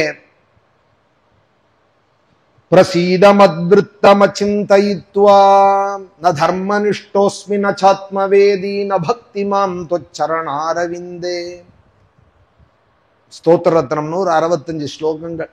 இந்த ஆளவந்தார் அப்படிங்கிற யாமுனாச்சாரிய ராமானுஜருடைய குரு, இவருடைய பேரர், நாதமுனிகளோட பேரர். இந்த நாதமுனிகளோட வைபவம் இன்னொன்னு சொல்றேன். சோழராஜன் ஒரு சமயம் 2 மனைவிகள் அவருக்கு. சோழராஜன் அவர் ஆசிரியிச்சிருந்தார். அங்கே கூட சோழபுரம் தான் தலைமையா இருந்தது அந்த காலத்துல. அதுக்கு பக்கத்துல தான் இருக்கு காட்டுமன்னார் கோவில். 2 மனைவிகளோட இறங்கினாராம். தன் கிருஷ்ணன் தான் ருக்மிணி சத்யபாமாவோட இறங்கியிருக்கான்னு சாஷ்டாங்கமா நமஸ்காரம் பண்ணி விட்டாராம். அவரோட பாவம் எப்படி இருக்கு பாருங்க. ராஜ அலங்காரத்திலே அந்த சோழராஜா வந்ததுமே பகவான் தான் வந்திருக்கான், ருக்மிணி சத்யபாமையோட வந்திருக்கான் அப்படின்னு அவருக்கு ஒரு பாவம். இப்படியெல்லாம் எப்பொழுதும் பகவானையே நினைச்சு யோகாபியாசம் பண்ணிட்டு பகவானை ஆசிரியிச்சுட்டு இருந்தவர். குடும்பத்துலதான் இருந்தார். ஒரு சமயம் அவர் பெருமாளை தியானம் பண்ணிட்டு இருந்தாரோ இல்ல வீரநாராயணரை தரிசனம் பண்ண போயிருந்தாலோ வாசல்ல ஒரு தம்பதிகள் நாதமுனி சுவாமி இருக்காரா, தரிசனம் பண்ணலாம்னு வந்தோம் அப்படின்னு சொல்றார். உன்னை ஆத்துல இருக்கிறவாள் சொல்றாள், சுவாமி பெருமாளை சேவிக்க போயிருக்கார், வீரநாராயண பெருமாளை சேவிக்க போயிருக்கார். அப்படியா, நாம் வந்தோம்னு சொல்லுங்கோ அப்படின்னுட்டு போயிட்டா. யாரு என்னன்னு கேட்டுக்கல. அந்த அம்மா விட்டுவிட்டால். ஏதோ வேலையா இருந்தவள் வாசல்ல எட்டி பார்த்தால் நாதமுனிகள் இருக்காரா, சுவாமி இருக்காரான்னதும் வேலை செஞ்சுட்டே இருக்கிறவா எவ்வளவு தூரம் பேசுவாள். சரி சொல்றேன்னு விட்டாள். சுவாமியை தரிசனம் பண்ணிட்டு பெருமாளை சேவிச்சுட்டு நாதமுனிகள் வரார். வயசான காலம், கூட உய்ய கொண்டாரும் இருக்கார். நாதமுனிகள் ஆத்துக்கு வந்ததுமே கொஞ்ச நேரம் கழிச்சு ஏதோ ஞாபகம் தீர்த்தம்லாம் கொடுத்துட்டு ஞாபகம் வந்தது, உங்களை தேடி வந்தால் ஒருத்தர். என்ன தேடி யார் வர போறா? பொதுவாவே சாதுக்கள் விளம்பரம் இல்லாதவா, யாரையும் தெரிஞ்சுக்கணும்னு நினைக்க மாட்டா. யாருமே தெரிஞ்சுக்காம இருக்கிறது நமக்கு நல்லதுன்னு நினைப்பார். அப்பதான் பெருமாளை எப்பொழுதும் நினைச்சுட்டு இருக்க முடியும், அவன் நாமம் பாடின்னு இருக்க முடியும். தெரிஞ்சவாள் அதிகமாயிட்டாளானா பாப்பா எப்ப வந்த என்ன செய்தின்னு அவள்கிட்ட பேசிட்டே பொழுது அஸ்தமிச்சு போயிடும். அதனால யாரோடையும் நம்ம காரியம் சரியா நடக்கணும் அப்படின்னு சொன்னா பேச்சு குறைச்சலா இருக்கணும். அப்பதான் காரியங்களை பார்க்க முடியும். நமக்குன்னு உள்ள நித்திய ஆன்மீகங்கள் அதுதான் முக்கியம். சாதுக்களுக்கு அதுதான் உயிர். அந்த ரீதியில யாரு என்ன யார் தேடி வர போறாள், எப்படி இருந்தாலவா, யார் என்ன பேர் கேட்டுக்க விட்டுட்டேன். ஆனா ராஜ அலங்காரத்துல வந்தார். ஒருத்தர் வந்தார், ஒரு மகாபுருஷனாட்ட இருந்தார். அவருடைய பக்கத்துல திவ்ய சுந்தரியா ஒரு பெண் இருந்தார். அவருக்கு பக்கத்துல ஒரு யுவா, அவரோட தம்பின்னு நினைக்கிறேன், கை கட்டி வாய் பொத்தி கூட நின்றுட்டு இருந்தார். அதோட இல்ல சுவாமி, ஒரு குரங்கு வேற கூட வந்தது அப்படின்னுட்டார். கதர்றார் நாதமுனிகள். இது யாரா இருக்கும், யாரா இருக்கும்? ராமா ராமா ராமா, நான் உன்னை நினைச்சுட்டு இருந்தேன், நீ தான் என்ன தேடி வந்தையா? அடாடா, நீ வந்த நாளைக்கு நான் ஆத்துல இல்லாத போயிட்டேனே, என்ன தரிசனம் பண்ணணும்னு வந்தேன்னு நீ சொன்னையா? நாதமுனிகளை பார்க்கலாம் தரிசிக்கலாம்னு வந்தேன்னு சொன்னையான்னார். கதர்றார். என்னம்மா இப்படி விட்டுட்டியேம்மா, செத்த உட்காருங்கோ, இதோ வந்துருவார்னு சொல்லக்கூடாதா, தீர்த்தம் கொடுக்க கூடாதா? எனக்கு தெரியல சுவாமி, ஏதோ ஒரு குரங்க வேற ஆயிடுச்சுன்னு வந்தார். அப்போ அவர் சொல்றார், அந்த குரங்கு தான் ஆஞ்சநேய சுவாமி, கை கட்டின்னு இருந்தாருங்கிறையே அவர் தான் நம்ம லக்ஷ்மண சுவாமி. திவ்ய சுந்தரியா பக்கத்துல இருந்தாளுங்கிறையே அவள் தான் நம்ம தாயார் சீதம்மா. ஸ்ரீராமன் தான் வந்திருக்கான்னு உடனே வாசலுக்கு ஓடுறார் வயசான நாதமுனிகள். வாசல்ல போய் கேட்கிறார். கொஞ்ச நாள் தானே ஆயிருக்கும், இப்படியே யாராவது வந்தாலா, ஒரு அண்ணா தம்பி, ஒரு ஸ்திரீ, ஒரு குரங்குன்னு விசாரிச்சுட்டே காட்டுமன்னார் கோவில்லேருந்து பல மைல் தூரம், இதோ இப்படிதான் போனால்னு ரெண்டு ஒருத்தர் தெரிஞ்சோ தெரியாமலோ வழி சொல்ல கங்கை கொண்ட சோழபுரம் வரைந்து வந்துட்டாராம். காட்டுமன்னார் கோவில்லேருந்து பல மைல், உச்சி காலம், உச்சி வெயில்ல, சித்திரை மாசத்துல 10 மணிக்கு கிளம்பினவர் மணிக்கணக்கா நடந்து வெயில்ல இந்த பக்கம்தான் போனார்னு சொல்றாளே, ராமன் என்னை தேடி வந்தானே, நான் பார்க்க விட்டுட்டேனேன்னு பரமராம பக்தர். அவருக்கு ரங்கநாத முனிகள் அப்படின்னு பேரு. சுருக்கமா நாதமுனிகள்னு சம்பிரதாயத்துல சொல்லுவாள். தேடி வந்து கங்கை கொண்ட சோழபுரம் வந்தார். விரகம் தாங்கல்ல. தசரதராட்டமா துவாமேவ சோச்சன்னி தவ தரிசனேத்சுஹோ அப்படின்னார் வால்மீகி. பரதன் சொல்றதாக ராமனிடத்துல உன்னை நினைச்சுட்டே இருந்தார். ராமா உன்னை நான் பார்க்காத போறேனேன்னு அழுதுண்டே அப்பா போயிட்டார் அண்ணா அப்படின்னு பரதன் வந்து சொல்றா சித்திரக்கூட்டத்துல. துவாமேவ சோச்சன்னி தவ தரிசனேத்சுஹு தொய்யேவ சக்தா மணிவர்த்திய புத்திம் त्वया विहीनः तव शोकरुग्णः त्वां संस्मरन्ने அஸ்தமிதः பிதா தே. உன்னை நினைச்சுட்டே போயிட்டார் அப்படின்னு பரதன் வந்து சொல்றா போல, தசரதரோட நிலைக்கு ஏத்தா போல இந்த நாதமுனிகள் ராமா எனக்கு தரிசனம் கொடுக்க மாட்டியா. கங்கை கொண்ட சோழபுரம் பரியந்தம் வந்தார். ரோடுல விழுந்துட்டார் வீதியில. இனி ஆத்துக்கு போறதுக்கும் தெம்பு இல்லை. வெய்யலோ உச்சி வெய்யல். கீழே கடக்கார சிஷ்யர், போரும் சுவாமி வருவார், பெருமாள் வருவார், உங்களை பார்க்கணும்னு எப்ப வந்தாரோ திருப்பி வருவார், தாப்பப்படாதீங்கன்னு சொல்ல, இனி என்னால ஒரு நிமிஷம் தாங்காது, அவரை பார்க்காம என்னால இருக்க முடியாது, இங்க தரிசனம் இல்லைன்னா என்ன, நான் திருநாட்டுல போய் பார்த்துக்கிறேன் அப்படின்னார். அங்கேயே மறைஞ்சுட்டார். அங்கே கொண்ட சோழபுரத்திலேயே மறைஞ்சு அந்த உய்ய கொண்டார். ராமமிஸ்ரர் இவாழ்கிட்டெல்லாம் சொல்றார், சின்ன வயசுலயே இவரோட பேரன் ஆள வந்தாரே சோழராஜா தனக்கு தத்து எடுத்துன்னு விட்டார். எங்க ஆத்துக்குள்ளையா வளரட்டம்னா இந்த ராணிக்கு ஆள வந்தார்ட்ட என்னை ஆள வந்தானே அப்படின்னாராம். அதனாலதான் ஆள வந்தார்னு அவருக்கு பேர். பிருந்தாவன யாத்திரை போயிருந்தார் நாதமுனிகள். அங்க யமுனை கரையில சுவாமி சுப்னத்துல வந்து சொன்னாராம், திரும்பி நீங்க போங்கோ, அழகான உங்களுக்கு ஒரு பேரன் பிறப்பான்னு சொப்னத்துல வந்து பகவான் சொன்னார்னு திரும்பி வந்து விட்டார். அதனால யமுனை துறைவன் அப்படின்னு பிருந்தாவனத்துல கண்ட சொப்பனங்கிறதுனால யாமுனன் அப்படின்னு பேர் வச்சார் பேரனுக்கு. யாமுனாச்சாரியர் அப்படின்னு பேரு. யமுனை துறைவன் அர்த்தம். அப்புறம் இந்த ராணி கூப்பிட்டதுனால என்னை ஆள வந்தானே அப்படின்னு கூப்பிட்டதுனால ஆள வந்தார் அப்படின்னு ஆயிடுத்து அவர் பேர். நீ வந்து சோழ ராஜாவுக்கு அபிமான புத்திரனா வளர்ந்துட்டு இருக்கான், ராஜ போகத்துல இருந்துட்டு இருக்கான், இப்படி வாழ்ந்து முடியக்கூடாது. என்னோட பேரன் ஏதோ சாப்பிட்டான் தூங்கினா ராஜபோகத்தை அனுபவிச்சான் போயிட்டான்னு இருக்கக்கூடாது. நம்மளோட குலதனமான ரங்கநாதனை ஆசிரியக்கணும். அவன் எப்படியான அவனை கொண்டு போய் ஸ்ரீரங்கத்துல சேர்த்து விடுங்கோ, பெருமாள் இடத்துல கொண்டு நிறுத்திடுங்கோன்னு போற நேரத்துல இந்த நாதமுனிகள் மறையிற நேரத்துல என்னை தேடி வந்த பெருமாளை நான் திருநாட்டுல போய் சேவிச்சுக்கிறேன், இனிமே தாங்காது, என்னால வீட்டுக்கு திரும்ப முடியாது, நான் அங்க போறேன், ஆனா எப்படியான்னு நம்ம குலதனமான ரங்கநாதன்டே என் பேரனை கொண்டு சேர்த்துருங்கோ, அவன் இந்த ராஜபோகத்திலேயே வாழ்ந்து மடிஞ்சுட கூடாது, அவனை கொண்டு போய் நம்ம குலதனமான ரங்கநாதன்ட்ட நிறுத்திடுங்கோன்னுட்டு மறைஞ்சுட்டான். ரங்கநாதனை நினைச்சுட்டே ஸ்ரீராமனை நினைச்சுட்டே அந்த நாதமுனிகள் அவதரிச்சதானே ஆணிதனில் அனுடத்தில் அவதரித்தான் வாழியே. இதுக்கு அனுஷத்துல அவதரிச்சார் காட்டுமன்னார் கோவில்ல. அப்புறம் இந்த உய்ய கொண்டார் ராமமிஸ்ரர், மணக்கால் நம்பிங்கிற ராமமிஸ்ரர்கிட்ட நீ இதை எப்படியான அவரோட சங்கல்பத்தை நிறைவேற்றுன்னு சொல்ல, ராஜகரத்துல இருக்கிற பிள்ளைய போய் எப்படி பார்க்க முடியும், அதனால என்ன பண்ணாராம், நித்தியம் ஒரு கீரையை கொண்டு கொடுத்தாராம் சமயக்காரன்ட்ட, நீ இதை சமைச்சு போடுன்னு. அவருக்கு ரொம்ப பிடிக்கும்னு எப்படியோ தெரிஞ்சுட்டு பல நாளைக்கு அந்த கீரையை கொடுத்தார். அதனாலதான் அந்த கீரைக்கு தூது விட்டான் கீரைன்னு பேர். அப்புறம் அது மருவி தூதுவளைன்னு ஆயிடுச்சு. இந்த ராமமிஸ்ரர் மணக்கால் நம்பிகள் தூது விட்டாராம் அந்த கீரையை வச்சுட்டு, அதனால தூதுவளை கீரைன்னு பேர். எதற்கு பேரெல்லாம் கூட எவ்வளவு அருமையா நமக்கு தெரியாமலே அர்த்தம் பொதிஞ்சதா இருக்கு பாருங்க. அந்த ஒரு நாளைக்கு அந்த கீரையை கொடுக்கறத விட்டுட்டார் ராமமிஸ்ரர். என்னமோ திரும்பி பார்க்கலையேன்னு, நான் கொடுத்தேன்னு சொல்லுங்கன்னு வேற சொன்னார். இந்த சமயக்காரன் கெட்டிக்காரனா தான் பண்ணி போடுறதாக போட்டு விட்டான். இவர் கொடுத்ததை சொல்லவே இல்லை. நித்தியம் ஆசையா சாப்பிட்டு இருக்கிறவர் இன்னைக்கு ஏன் கீரை பண்ணல அப்படின்னு கேட்டார். ஆள வந்தார் யாமுனாச்சாரியர். அப்பதான் சொல்றான் இந்த சமயக்காரன், இல்லை நான் கொண்டு வரல, டெய்லி ஒரு பிராமணர் கொண்டு வந்தார் ஸ்ரீ வைஷ்ணவர், என்னமோ இன்னைக்கு கொடுக்கல, அதனால நான் பண்ணலேன்னா. எதுக்கு டெய்லி கொண்டு கொடுக்குறார்? உங்களுக்கு சமைச்சு போடுங்கன்னு சொல்லி கொடுத்தார். எதுக்கு கொடுக்குறார்? நாளைக்கு வர சொல்ல வரேன். ராஜாக்கள் இல்லையா, என்னமோ தனக்கு உபகாரம் பண்ணாலானா பிரதி உடனே செய்யணும்னு நினைப்பா. க்ஷத்ரிய தர்மம். உடனே மறுநாளைக்கு சபைக்கு அவரை கீரை கொண்டு கொடுத்தாரானா என்னை வந்து பார்க்க சொல்லுன்னு சொல்ல உடனே கீரையை கொண்டு கொடுத்தார். அதே போல ஒரு நாள் கொடுக்கலன்னா அவர் கேட்பார்னு தெரியுமா, அதனால கொடுக்காம வச்சிருந்தார் ராமமிஸ்ரர். மறுநாளைக்கு கொண்டு வரது ராஜா உங்களை அழிச்சு வர சொன்னார்னு கொண்டு போய் சபையில் நிறுத்தி விட்டார். ஆள வந்தார், கேட்கிறார், டெய்லி எனக்கு என்னத்துக்கு சுவாமி கீரை கொண்டு கொடுக்குறேன்? உங்களுக்கு என்ன பண்ணணும்? நான் என்கிட்ட ஏதோ ஆகணும், அதுக்கு தான் வரையில தெரியறது. என்ன பண்ணணும்னால் உங்க தாத்தா நாதமுனிகளோட சம்பந்தம். நான் என்கிட்ட ஒரு பெரிய தனத்தை கொடுத்துருக்காரு, உங்கள்கிட்ட கொடுக்க சொல்லி. நிக்ஷிப்தமா என்கிட்ட இருக்க அந்த தனம், அதை நான் உங்கள்கிட்ட சேர்ப்பிக்கணும். ராஜகிரகத்துல என்னால் நேரம் வந்து பார்க்க முடியல, அதுக்குதான் இந்த கீரையை தூது விட்டேன் அப்படின்னா.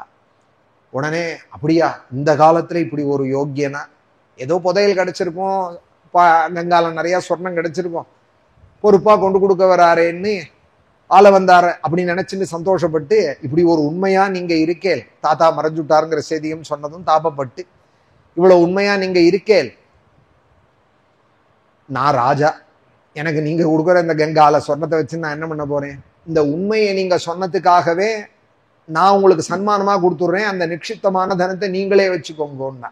ராமமிஸ்ரரே அவர் சொன்னார், முடியாது, உங்க தாத்தா உங்க கையில தான் கொடுக்க சொல்லியிருக்கார், நான்லாம் வச்சுக்க முடியாது உங்கள்ட்ட. ஏன்னா அது ஸ்ரீரங்கம், அது அவருக்கு தெரியாது. ஏதோ கங்கால நிறைய சொர்ணம்னு நினைச்சுட்டு இருக்கா. அதனால அந்த தனத்தை நீரே வச்சுக்கணும்னு சொன்னா எப்படி வச்சுக்கிறது? முடியாது, உங்கள்கிட்ட தான் கொடுக்கணும்னா. உங்கள்கிட்ட தான் கொடுக்கணும்னா சரி கொண்டாங்க, நான் எடுத்துக்கிறேன்னா. அது கொண்டு வரா போல இல்ல தனம், நீங்க என்னோட வந்தேலானா உங்கள்கிட்ட சேர்ப்பிச்சுடுறேன் அப்படின்னா. என்னன்னு கேட்டுக்கல ஆள வந்தார். சரி வாரும் ஐயான்னார். அவர் ஒரு குதிரையில ஏறிண்டார். இவரையும் ஏத்திண்டு கங்கை கொண்ட சோழபுரத்திலே இருந்து வரார். வாங்கோ பின்னாடியே வாங்கோ, பின்னாடியே வாங்கோன்னு அழிச்சுன்னு வந்து இந்த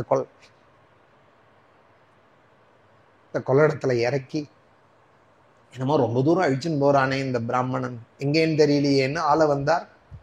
இந்த கொள்ளிடங்கள்லாம் தாண்டி மேல வந்து சப்த பிராகாரம் வந்து அதற்குள்ள உள்ள மூலஸ்தானம் வந்து அர்ஜுன மண்டபம், கிளி மண்டபங்கள்லாம் தாண்டி காயத்ரி மண்டபம் தாண்டி ஆழிகேட்டான் வாசல்ல கொண்டு நிறுத்தி, இதுதான் அவங்களோட நிக்ஷிப்தம், உங்க தாத்தா கொடுக்க சொன்னதான நிக்ஷிப்த தனம் இவர் தான் அப்படின்னதுமே உருகிறார். ஆள வந்தார். அடாடா, பெருமாளையா கொடுத்தார், நான் ஏதோ பொட்டி தனம் கொடுத்தாருன்னு நினைச்சுன்னு இருந்துட்டேனே. புரிஞ்சு போயிடுது நாதமுனிகளோட மனோபாவம் என்னங்கிறது வம்சத்துக்கு சொல்லாமலே தெரியுமோனோ. ரங்கநாதன் ஆசிரியக்கு சொல்லியிருக்கார் தாத்தா, அதை தான் இந்த வைஷ்ணவர் இப்படி சொல்லி உங்களுக்கு நிக்ஷிப்த தனம்னு சொல்லி அழிச்சுன்னு வந்திருக்காள்னு தெரிஞ்சுட்டு ரங்கநாதனை பார்த்து ஸ்தோத்திரம் பண்றார். அகிருத்ரிமத்வச்சரணாரவிந்த பிரேம பிரகர்ஷாவதிமாத்மவந்தம் பிதாமகம் நாதமுனிம் விலோக்கிய பிரசீதமத்விருத்தமசிந்தயித்வா.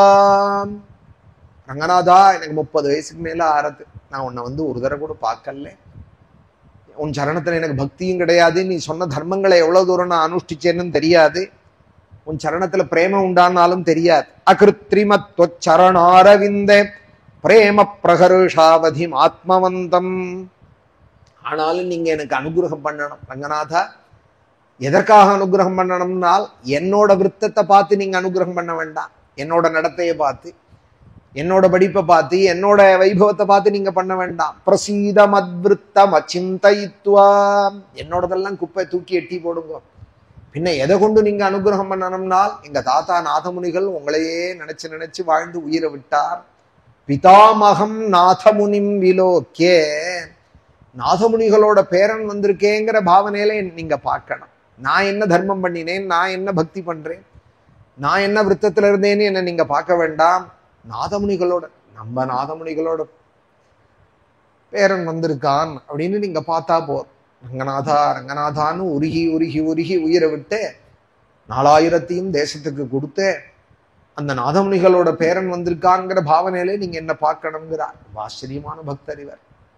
ஸ்ரீரங்க ஸ்ரீயை காப்பாத்தனம்னு ராமானுஜர்கிட்ட அது ஒரு விரதம், விரல் மடிச்சுட்டு இருந்தார். நேனே இந்த ஸ்ரீரங்க ஸ்ரீயை காப்பாத்தனம். விஷ்ணு புராணம் எழுதின பராசர பட்டரோட பராசர பகவானோட பேரை ஒரு குழந்தைக்காவது வைக்கணும். திருவாய்மொழிக்கு விவரணம் எழுதணும் அப்படிங்கிற 3 சங்கல்பம். ஸ்ரீரங்க ஸ்ரீயே ரட்சிக்கணும் அப்படின்னு சொல்லியிருந்தார். அதெல்லாம் பண்ணினார். அந்த விஷ்ணு புராணம் எழுதின பராசர பகவானோட பேரை வைக்கணும்னு சொல்லியிருக்காரே ஆச்சாரியன்னு நினைச்சுதான் கூரத்தாழ்வானுடைய பிள்ளைக்கு பராசர பட்டார். விஷ்ணு புராணம் எழுதின பராசரரோட பேரை வைன்னு சொல்லியிருக்கார். எங்க ஆள வந்தார். யாராவது ஒரு குழந்தைக்காவது வைக்கணும்னு நினைச்சுட்டு இருந்து கூரத்தாழ்வானுக்கு குழந்தை ஏற்கனவே இருக்கா. மூத்த பிள்ளைக்கும் அவர் தான் பேர் வச்சார். வேதவியாச பட்டர் அப்படின்னு 2 பிள்ளைகள் கூரத்தாழ்வானுக்கு. மூத்த பையன் அந்த பரம்பரையெல்லாம் இருக்கா இன்னைக்கு ஸ்ரீரங்கத்துல. வேதவியாச பட்டர்னு பேரு மூத்த பையன். 2வது பையன் கர்ப்பத்துக்கு வந்ததுலேருந்து ராமானுஜர் கேட்கிறார், கர்ப்ப பிரசவம் என்னைக்கு, குழந்தை வந்துட்டானா, எத்தனை நாள் ஆறுதுங்கிறார் உடையவர். என்ன ஒரு சன்னியாசி 4 எண்ணின்னு இருக்காளே, ஸ்நானம் பண்ணி எத்தனை நாள் ஆறுதுன்னு யாரு கேட்பா? ஏதாவது ஒரு ஸ்திரீ கேட்பா. எத்தனை மாசம் ஆறுது, மசக்கா ஆயிடுதா, வளகாப்பா ஆயிடுதான்னு புமாண்டி தானே கேட்கறது. இதெல்லாம் ஒரு சன்னியாசி கேட்கிறாரே. ஆனாலும் ஒரு கருணை. ஆண்டாளம்மையார் அப்படி ஒரு விவேகி. அதனால பராசர இந்த கூரத்தாழ்வானுடைய பத்னியே பிரசவத்துக்கு 4 ஆயிடுதா, அந்த அம்மா ஆரோக்கியமா இருக்காளா, குழந்தை நன்னா இருக்கானான்னு டெய்லி ஒரு தடவை உடையவர் விசாரிக்கிறார் ஸ்ரீரங்கத்துல.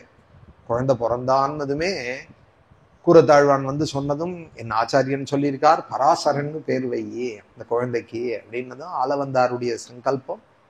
அந்த கூரத்தாழ்வானுடைய பிள்ளைக்கு பராசரன் அப்படின்னு பேர் வச்சார். ஆதிசங்கர பகவத் பாதாளுக்கு அடுத்ததா விஷ்ணு சஹஸ்ரநாமத்துக்கு பாஷ்யம் பண்ணவர் அவர் தான். பராசர பட்டர் அப்படின்னு பேரு தாயாருக்கு. கொஞ்ச நாள்ல பிரஸ்தானம்னு அழிச்சுன்னு வருவா. குழந்தைய அழிச்சுன்னு வந்தா கதறது அந்த குழந்தை தாயார் சந்நிதியில. எதுக்கு கதறது? உள்ள புழுக்கமா இருக்கான்னால் அதுக்காக அழல. சந்நிதியை விட்டு வெளியில வந்தா அழறது, சந்நிதியில இருந்தா சிரிக்கிறது, வெளியில வந்தா அழறது. இது என்னது இது அப்படின்னு ஆண்டாளம்மையார் புரியாம கேட்க, அங்க இருக்கிற அர்ச்சகால் சொல்றா, அர்ச்சக முகேன தாயார் சொல்றாள், அவன் என்னோட இருக்கணும்னு ஆசைப்படுறான், இங்கேயே தொட்டில் கட்டி போட்டுவிடும், பாலாடையில பாலை வச்சுடும், நான் பாத்துக்கிறேன் அப்படின்னு தாயார் சந்நிதியிலேயே இந்த கொலு மண்டபத்துல தொட்டில் கட்டி பாலையும் சங்குல வச்சுட்டு போயிடுவாளாம். அந்த குழந்தை அங்கேயே சிரிச்சுன்னு இருக்குமா. கார்த்தால வந்து பார்த்தா அந்த பால் கொடுத்து இருக்குமா. கோயில போட்டிட்டு அர்ச்சகால் போயிடுவாள். கார்த்தால வந்து பார்த்தா சங்குல வச்ச பால் கொடுத்துருக்குமா, குழந்தைக்கு சிரிச்சு விளையாடின்னு இருக்கும். அப்படி தாயாருக்கு செல்லப்பிள்ளையாக வளர்ந்தார் அந்த பராசர பட்டர்.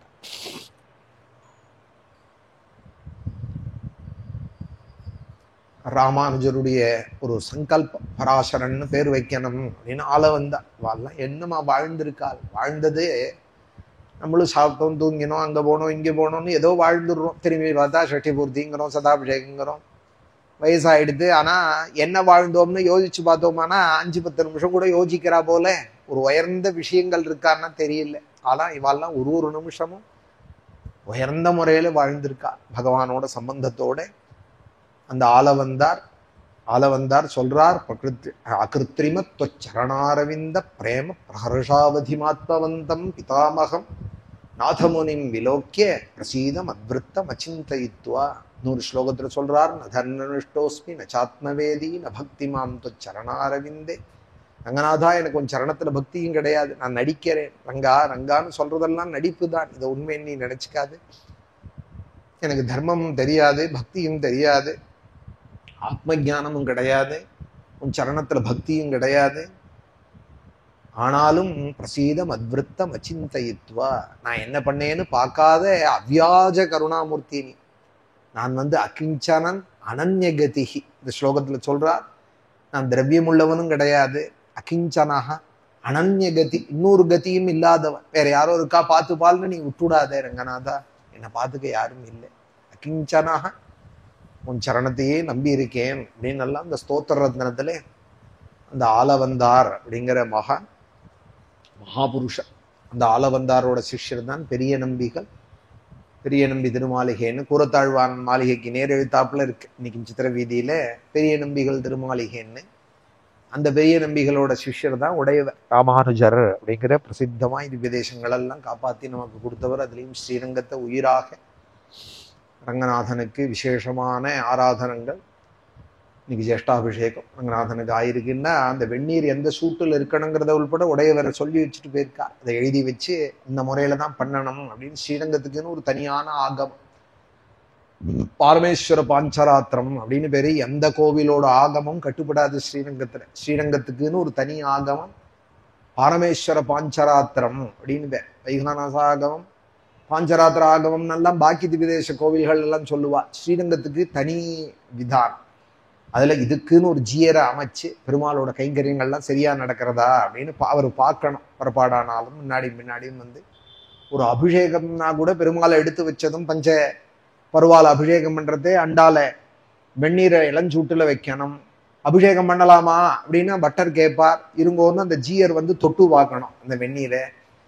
மிதமான, ஏன்னா பொறிச்சிடக்கூடாது பெருமாளுக்கு, ஜில்லுன்னு இருக்கக்கூடாது. காத்தடி நாளா இருந்து ஜேஷ்டாபிஷேகத்துல ஜில்லுன்னு இருந்து தானே, அதனால மிதமான சூடா இருக்கணும், இளஞ்சூடா இருக்கணும். அதுதான் ஜீயரோட காரியம்.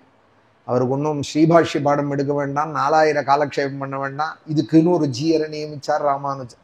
பெருமாளுக்கு போற நைவேத்தியங்கள்லாம் சரியா இருக்கா, அந்த வெந்நீர் அபிஷேகம் பண்ற வெந்நீர் இளஞ்சூடா இருக்கான்னு அவர் தொட்டு பார்க்கணும். ஜீயர் தொட்டு பார்த்ததுக்கு அப்புறம் தான் பெருமாளுக்கு பண்ணலாம் அப்படின்றது தான் அபிஷேக ஆராதனங்கள். இது மாதிரி ஸ்ரீரங்கத்துக்கு இன்னைக்கு உற்சவங்கள்லாம் நடக்கிறது. நித்தியோத்சவம்னா ராமானுஜரை நினைக்காம இருக்க முடியாது.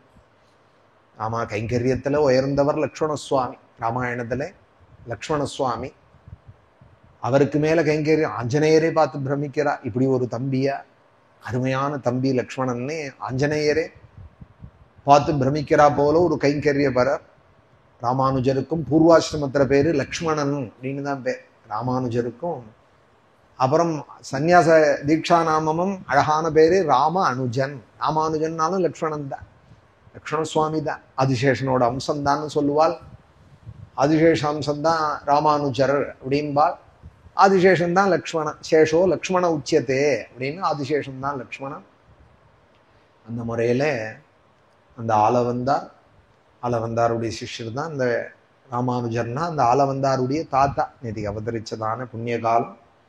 ஷஷ்டஸ்கந்தத்திலே ஸ்ரீமத் பாகவதத்திலே பூர்வ சரித்திரம். லக்ஷ்மீநாத சமாரம்பாம் நாதயாமுன மத்தியமாம் அஸ்மத் ஆச்சாரிய பரியந்தாம் வந்தே குரு பரம்பராம் அப்படின்னு அந்த லக்ஷ்மண ராமானுஜருக்கு அப்புறம் 72 சிஷ்யர்களை ஏற்படுத்தி 72 மடங்களை நிறுவி இன்னைக்கும் அந்த சம்பிரதாயம், வைஷ்ணவ சம்பிரதாயங்கள், திருக்குடந்தை ஆண்டவன், திருமலை ஆண்டவன், ஸ்ரீமுஷ்ணம் ஆண்டவன், மானமாமலஜீயர், அகோமிலமடஞ்சியர் அப்படின்னு நிறைய சன்னியாசிகள் இருக்கா இல்லையா. 72 மடங்கள். இப்படி ஆதிசங்கர பகவத்பாதால பிரதானமா இன்னைக்கு 4 மடங்கள் சொல்றோம். பத்ரிகாசிரமம், துவாரகை, ஸ்ருங்கேரி, காஞ்சி அப்படின்னு 4-5 மடங்கள் சொல்றா போல இன்னும் நிறைய மடங்கள் இருந்திருக்கும். ஆச்சாரியாலோடது 4 பேர் தானே, சிஷ்யால் நிறைய பேர் 30 மடத்துக்கு மேல ஸ்தாபிச்சால்னு சங்கர விஜயம் சொல்றது. அதுல ராமானுஜாச்சாரியாலுடைய இதுல 72 மடங்கள்னு சொல்லுவா. குரு பரம்பரையில அப்படி அந்த நாதமுனிகள் எல்லாருக்கும் மூத்தவரான வைஷ்ணவாச்சாரியால் 4000 லோகத்துக்கு கொடுத்தவர். அவரோட அவதார தினம் நேற்றைய தினம். ஆனிதனில் அனுஷத்தில் வந்துதித்தான், அனுடத்தில் வந்துதித்தான் வாழியே, அளவந்தாருக்கு உபதேசம் அருளி செய்தான் வாழியே. அளவந்தாருக்கு ரங்கநாதனை காமிச்சு உயிராய், அப்புறம் ஆலவந்தார் ஸ்ரீரங்க கைங்கரியத்திலேயே இருந்து ராமானுஜர் அப்புறம் நியமிச்சாருங்கிறதெல்லாம் மேல வைஷ்ணவ சம்பிரதாய கதை. நேற்றைய தினம் அந்த ஜெயந்தி அனுஷம், ஆனி அனுஷத்துல நாதமுனிகளுடைய ஜெயந்தி உற்சவ புண்ணிய காலம். பூர்வ சரித்திரத்துல ஷஷ்டஸ்கந்தத்துல ஒரு சமயம் இந்திரன் சபையில கூடியிருக்கான். ரிஷிகள்லாம், தேவ ரிஷிகள்லாம் அவனை ஸ்துதிச்சுன்னு இருக்காள். நாரதாதிகள்லாம் கானம் பண்ணிட்டு இருக்காள். ரொம்ப உருவசி எல்லாம் நிர்தனம் பண்ணிட்டு இருக்காள். ஐராவதத்திலே கங்கா ஸ்நானம் பண்ணிவிட்டு வந்தான். சபையில வந்து உட்காண்டிருக்கான். ப்ரஹஸ்பதி வந்தான். சபையில வந்தார். அதோ எட்டி வரதை கவனிச்சான். அங்கதானே வரட்டும்னு மதம், தன மதம். இந்திரனுக்கு கிட்ட வந்ததுக்கு அப்புறம் வாங்கோன்னு கூப்பிட்டுக்கலாம், தலையாட்டிக்கலாம்னு பேசாம இருந்தான். உட்கார்ந்துட்டு இருந்தவன் கொஞ்ச நாழி ஆச்சு, டான்ஸ் எல்லாம் முடிஞ்சது. அப்புறம் திரும்பி பார்க்கறான், ப்ரஹஸ்பதியை சீட்ல காணும். என்னமோ வந்தா மாதிரி இருந்ததே காணுமேன்னு கீழே இருக்கிற அவளோட பரிவாரத்தை கேட்கறான். இல்லே, நீங்க எப்ப வந்தாலும் வரணும்னு எழுந்து போய் கூப்பிடலேன்னு கோச்சுன்னு போயிட்டார் ப்ரஹஸ்பதி அப்படின்னதுமே வேதம் பிராமணால எதிர்கொண்டு அழைக்க வாங்கோன்னு கூப்பிடணும். சில பேரை வெளியில போன்னு சொன்னாதான் தோஷம், சில பேரை வாங்கோன்னு சொல்லலைன்னாலே தோஷம். அது அந்த கதையை தான் இந்த ஷஷ்டஸ்கந்தம் சொல்றது. வெளியில போங்கோன்னு சொல்லல, வாங்கோன்னு சொல்லல. அதனால அவர் போயிட்டார்னதும் ப்ரஹஸ்பதி வீட்டுல போய் தேடுறான் இந்திரன், அங்கேயும் காணும். பிரம்மாட்ட போய் கேட்கிறான், இது மாதிரி மறைஞ்சு விட்டாரே, அந்தர்தானம் ஆயிட்டாரேன்னதும் பிரம்மா கண்ணை மூடி பார்த்துட்டு, நீ வாங்கோன்னு ஏன் கூப்பிடல சபையில, அவர் ரொம்ப கோபமா இருக்கார் உன் மேல, அதனால மறைஞ்சு விட்டார். அவரா சாந்தமாயி வர பரியந்தம் நீ அவரை நிர்பந்தம் பண்ணாதே. ஏன்னா அந்த மனஸ்தாபத்தோடையே மேற்கொண்டு உபாத்தியாயம் பண்றது கஷ்டம். நீ ஆச்சாரியன் இல்லாம இருந்தாலும் சத்ருக்கள் கை ஓங்கி போயிடும். சத்ருக்களுக்கு தெரிஞ்சு போயிடுது. இப்பவே ப்ரஹஸ்பதி கோச்சுன்னு போட்டார். ஏன்னா எப்படா விழுவான்னு காத்துன்னு இருக்க போனோம், எதிரணி கூட்டம் காத்துன்னு இருக்கோம் அவனை காலவாடுறதுக்கு. அவனாவே விழ போறான்ங்கிறதே அசுராளுக்கு தெரிஞ்சு போய் யுத்தம் வந்துடுத்து, தேவாசுர யுத்தம். பிரம்மாட்ட போய் கேட்க, அசுராளுடைய மருமான் விஸ்வரூபன் இருக்கான், அவனை போய் நீ ஆசிரியை, அவன்கிட்ட நாராயண கவச்சம்னு இறந்த ஸ்தோத்திரம் இருக்கு, அவன் சொல்லி கொடுப்பான், நீ க்ஷேமத்தை அடையலாம்னு சொல்லு. விஸ்வரூபனை போய் ஆசிரியிச்சார். அந்த விஸ்வரூபன் முதல்ல மாட்டேன்னா, நான் அசுரன் ஆளுக்கு மருமான், உனக்கு உபாத்தியாயம் பண்ணி வச்சா என்ன இருந்தாலும் உன் மனசுக்கு எங்கிட்ட அபிப்பிராயம் இருக்காது, வேண்டாம்னா இல்லை, நீ எங்களுக்கும் மருமான் தான், தாய் தான் வேறையே தவிர தந்தை ஒருத்தர் தான், கஷ்யபரோட குழந்தைகள் தான் அசுரால் தேவர்கள். அதனால ரச்சனையாங்கிற அந்த அசுராலோட சகோதரி உங்க அம்மா எனக்கும் சகோதரி தான்.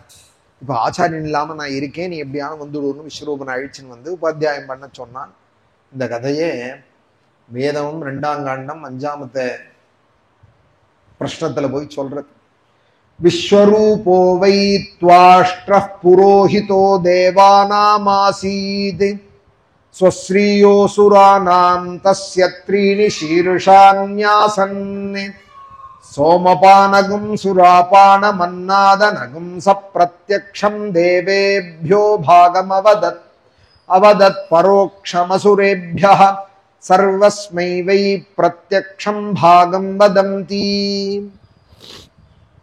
ஒரு அணுவாகம் முழுக்க இந்த விஸ்வரூபனோட கதையை சொல்றது.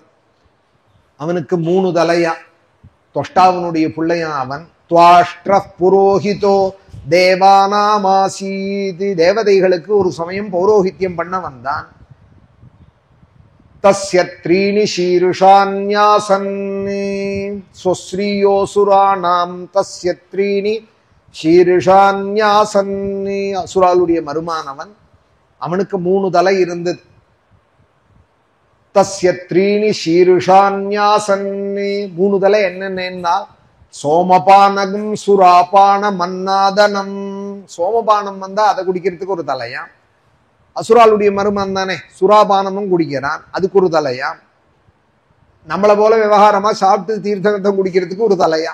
சோமபானகம் சுராபான மன்னாதனம், அன்னங்கள்லாம் சாப்பிடுறதுக்கு ஒரு தலையா. இப்படி 3 தலையோடு இருந்தானா அந்த விஸ்வரூபன்.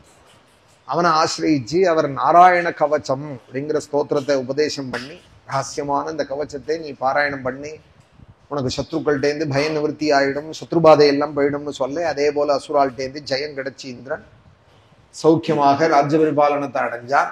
அந்த விஸ்வரூபனையே கூட தனக்கு வாத்தியாராவே அவரால் க்ஷேமம் கிடைச்சதுன்னு தான் அவரையே வச்சுன்னு இருக்கா. தஸ்யாசன் விஸ்வரூபஸ்யே சிராம்சி த்ரீணி பாரத சோமபீதம் சுராபீதம் அண்ணாதமிதி சுஷ்ருமா சவை பரிஷி தேவேभ्यः பாகம் பிரத்யக்ஷமுச்சகைः ஆததத்யஸ்ய பிதரः தேவாः சப்ரஸ்ரயம் நிருபா. 6ஆமத்த ஸ்கந்தம் 9ஆமத்த அத்தியாயம். ஹே பாரதா அப்படின்னு சுகாச்சாரியால் பரீட்சித்தை பார்த்து கூப்பிட்டு சொல்றா. பரத வம்சத்துல வந்தவனே, சிராம்சி த்ரீணி பாரதா தஸ்யாசன் விஸ்வரூபஸ்யே, முன்னாடி நான் சொன்னதுதான். விஸ்வரூபனுக்கு சிராம்சி த்ரீணி பாரதா, அவனுக்கு 3 தலை இருந்தது ராஜன்னே. சோமபீதம் சுராபீதம் அண்ணாதமிதி சுஷ்ருமா. முன்னாடி நான் வேதத்தை சொல்லி சொன்னேனோ, வேதம் தானே பாகவதம். இங்க பாகவத ஸ்லோகத்துல ஏன் அதையே சொல்றாரு சுக. சோமபீதம் சுராபீதம் அண்ணாதமிதி சுஷ்ருமா. அந்த விஸ்வரூபன் யஜ்யத்துல தேவர்களுக்கெல்லாம் கொடுக்குற அவிர்பாகத்தை குரு தான் வாங்கி கொடுக்கணும். அவன் என்ன பண்ண ஆரம்பிச்சான், தேவதைகள்லாம் சௌக்கியமா நிறைய வருமானம் வந்துட்டே இருக்கு, அசுரால் கஷ்டப்பட்டு இருக்காள், என்ன இருந்தாலும் சொந்த தாய் மாமா அசுரால் தானேன்னு பைபாஸ்ல அசுராளுக்கும் கொஞ்சம் அனுப்ப ஆரம்பிச்சான். இவன் தான் வாங்கி கொடுக்கணும் அந்த அவிர்பாகத்தை. சவை பரிஷி தேவேभ्यः பாகம் பிரத்யக்ஷம் உச்சகைஹி. யஜ்யத்துல கொடுக்குற அவிர்பாகத்தெல்லாம் ஆச்சாரியன்ட்ட வந்து அப்புறம் ஆச்சாரியன்ட்டேருந்து தான் இப்போ போஸ்ட் எந்த பாக்ஸில் போட்டாலும் ஹெட் போஸ்ட் ஆஃபீஸ் போயிட்டு அப்புறம் தானே கிளியரன்ஸ் ஆறுது. அதுபோல யார் எங்க யாகம் பண்ணாலும் எல்லாம் விஸ்வரூபன் அந்த ஆச்சாரியன் தேவகுருட்ட போயிடும். அப்புறம் அவர் பார்த்து வருணனுக்கு இந்திரனுக்கு அக்னிக்கு யமனுக்குன்னு அவர் கொடுப்பார் விபாகம். அந்த ரீதியில தேவதைகளுக்கு வந்த பாகம் ரொம்ப அத்தியா வர வர இவனுக்கு என்ன ஆயிடுத்து, அசூய வந்துடுத்து. என்ன இருந்தாலும் நம்ம மாமா அசுரால் அவ கஷ்டப்படுறாள், இவா நன்னா இருக்காளே. சவை பரிஹிஷி தேவேபியா பாகம் பிரத்யக்ஷமுச்சகைஹி அததத்யஸ்ய பிதரஹ தேவாஹ சப்ரஸ்ரயன் நிருபாம். அவளுக்கு கொடுத்துட்டு இருந்தான். அதே போல சயேவஹி ததௌ பாகம் பரோக்ஷமசுரான் பிரதி யஜமானோ பஹத்பாகம் மாத்ருஸ்நேக வசானுகஹ. அம்மாட்ட ரொம்ப பிரியமா இவனுக்கு, இந்த விஸ்வரூபனுக்கு. அவனோட அம்மா யாரு? ரச்சனா அப்படின்னு பேர். ரச்சனா நாம கன்யகா. அசுராளுக்கு ஒரே ஒரு சகோதரி ரச்சனேன்னு பேரு. மாத்ருஸ்நேக வசானுகா. அம்மாட்ட ரொம்ப பாசமா. அம்மாவுக்கு ஒரு சகோதரி இல்லையா, 66 கோடிக்கும் எல்லாமா கொண்டாடுறது அந்த சகோதரியே. அதனால அம்மாவுக்கு சகோதர பாசம். அவன்கிட்ட சொல்லி சொல்லி தேவதைகளுக்கே வந்துட்டு இருக்கு நிறையா. ஓவரா வரத்தே அவளுக்கு கணக்கு புரியாது. சத்த நம்ம மாமாக்கு இல்லாம அமுச்சு கொடுறா. அந்த பாகத்துல கொஞ்சம் அவளுக்கு தெரியாத நம்ம மாமாலாமும் கஷ்டப்படுறாள், கொஞ்சம் அப்படியே அமுச்சு கொடுன்னு சில இடங்கள்ல மணி ஆர்டர் தெரியாமலே இன்னொரு கைக்கு போயிடுமோனோ கழுத்தி ஆளா போட்டு வாங்கி விடுவாள். அதுபோல இவாளுக்கு தெரியாமலே அசுராளுக்கு அம்மாவோட அபிமானத்துல கொடுக்க ஆரம்பிச்சுட்டார். யஜமானோவஹ பாகம் மாத்ருஸ்நேக வசானுகா. இப்படி எல்லாம் பண்ணிட்டு இருந்தாங்க விஸ்வரூபன் அப்படிங்கிற கதை இன்னைக்கு ஆரம்பிச்சிருக்கேன், இந்த சஷ்டஸ்கந்த கதையை. ஆனா நேதிக்கு என்ன அனுஷத்தோட ஞாபகமே எனக்கு நேதியிலேருந்தே அவரை பத்தி சொல்லலையே. இந்த வாக்கடைஞ்ச பையன் பகவானையும் பாகவதாலையும் ஆச்சாரியர்களையும் கொண்டாடுறது தான். பகவானுக்கே அதுதான் ரொம்ப இஷ்டம். தன்னை பத்தி சொல்றதை விட பிரஹ்லாதன் கஜேந்திரன் துருவன்னு சொன்னாதான் சுவாமியை சந்தோஷப்படுறான். அதனாலதான் நாராயண நம்பூதிரியும் 2 தசகம் நரசிம்மாவதாரத்தை சொல்லிவிட்டு பிரஹ்லாத பிரியஹே மருத்புரபதே சர்வாமயாத் பாஹிமாம். பிரஹ்லாத பிரியஹே மருத்புரபதே. பிரஹ்லாதனுக்கு பிரியமானவனே, பிரஹ்லாதன்ட்ட பிரியம் வச்சவனே, ஹே குருவாயூரப்பா, நானும் உன் பக்தன் இல்லையா, என்னையும் நீ காப்பாற்ற வேண்டாமா அப்படிங்கிறார் குருவாயூரப்பன் இடத்துல. பிரஹ்லாத பிரியா அப்படின்னு கூப்பிடுறா. குருவாயூரப்பான்னு கூப்பிடுறது நேர் ஒருவா, பிரஹ்லாதனோட பிரியன்னு சொல்றது ஒருவா. நேர பாடிட்டு இருக்கார் நம்பூதிரி. ஆனாலும் ஏன் இப்படி சொல்றாருனால், இப்படி சொன்னாதான் குருவாயூரப்பனுக்கு ரொம்ப இஷ்டம். கஜேந்திர வரதா பிரஹ்லாத வரதா அப்படின்னா சந்தோஷப்படுறாள் சுவாமி. பிரஹ்லாத பிரியஹே மருத்புரபதே சர்வாமய பாஹிமாம். நானும் உன் பக்தன் இல்லையா, இப்படி வியாதியில கஷ்டப்படுறேனே. ஆமயம்னா வியாதி, என்னுடைய வியாதியும் குருவாயூரப்பா நீ போக்கணும். சர்வ ஆமயாத் பாஹிமாம், என்னையும் காப்பாத்து குருவாயூரப்பா அப்படிங்கிறா. பாகவதத்துல சொல்றதே பக்தாள்கிட்ட பகவானுக்குள்ளதான பிரியம் யார்ட்டையுமே கிடையாதுங்கிறா. இந்த சுவாமி வாக்காலேயே சொல்றா. பக்தானாம் மானவர்தனஹா அப்படிங்கிறார் கர்தம பிரஜாபதி. பக்தால பெருமைப்படுத்தி பாப்பானாம் பகவான். மேல மேல மேல ஒசத்தியா வச்சுக்கிறதுல அவனுக்கு அவ்வளவு ஆசையாம் பக்தால் இடத்துல. பக்தானாம் மானவர்தனஹா. மானம்னா மரியாதைன்னு, மானம் மரியாதைன்னு சேர்த்து சொல்லுவா தமிழ்நாடுகள்ல. மானம்னா பகுமானம். அவளை பெருமையா எல்லாரும் பார்க்கிறா போல உயரமான இடத்துல வச்சு பார்ப்பானாம் பகவான்.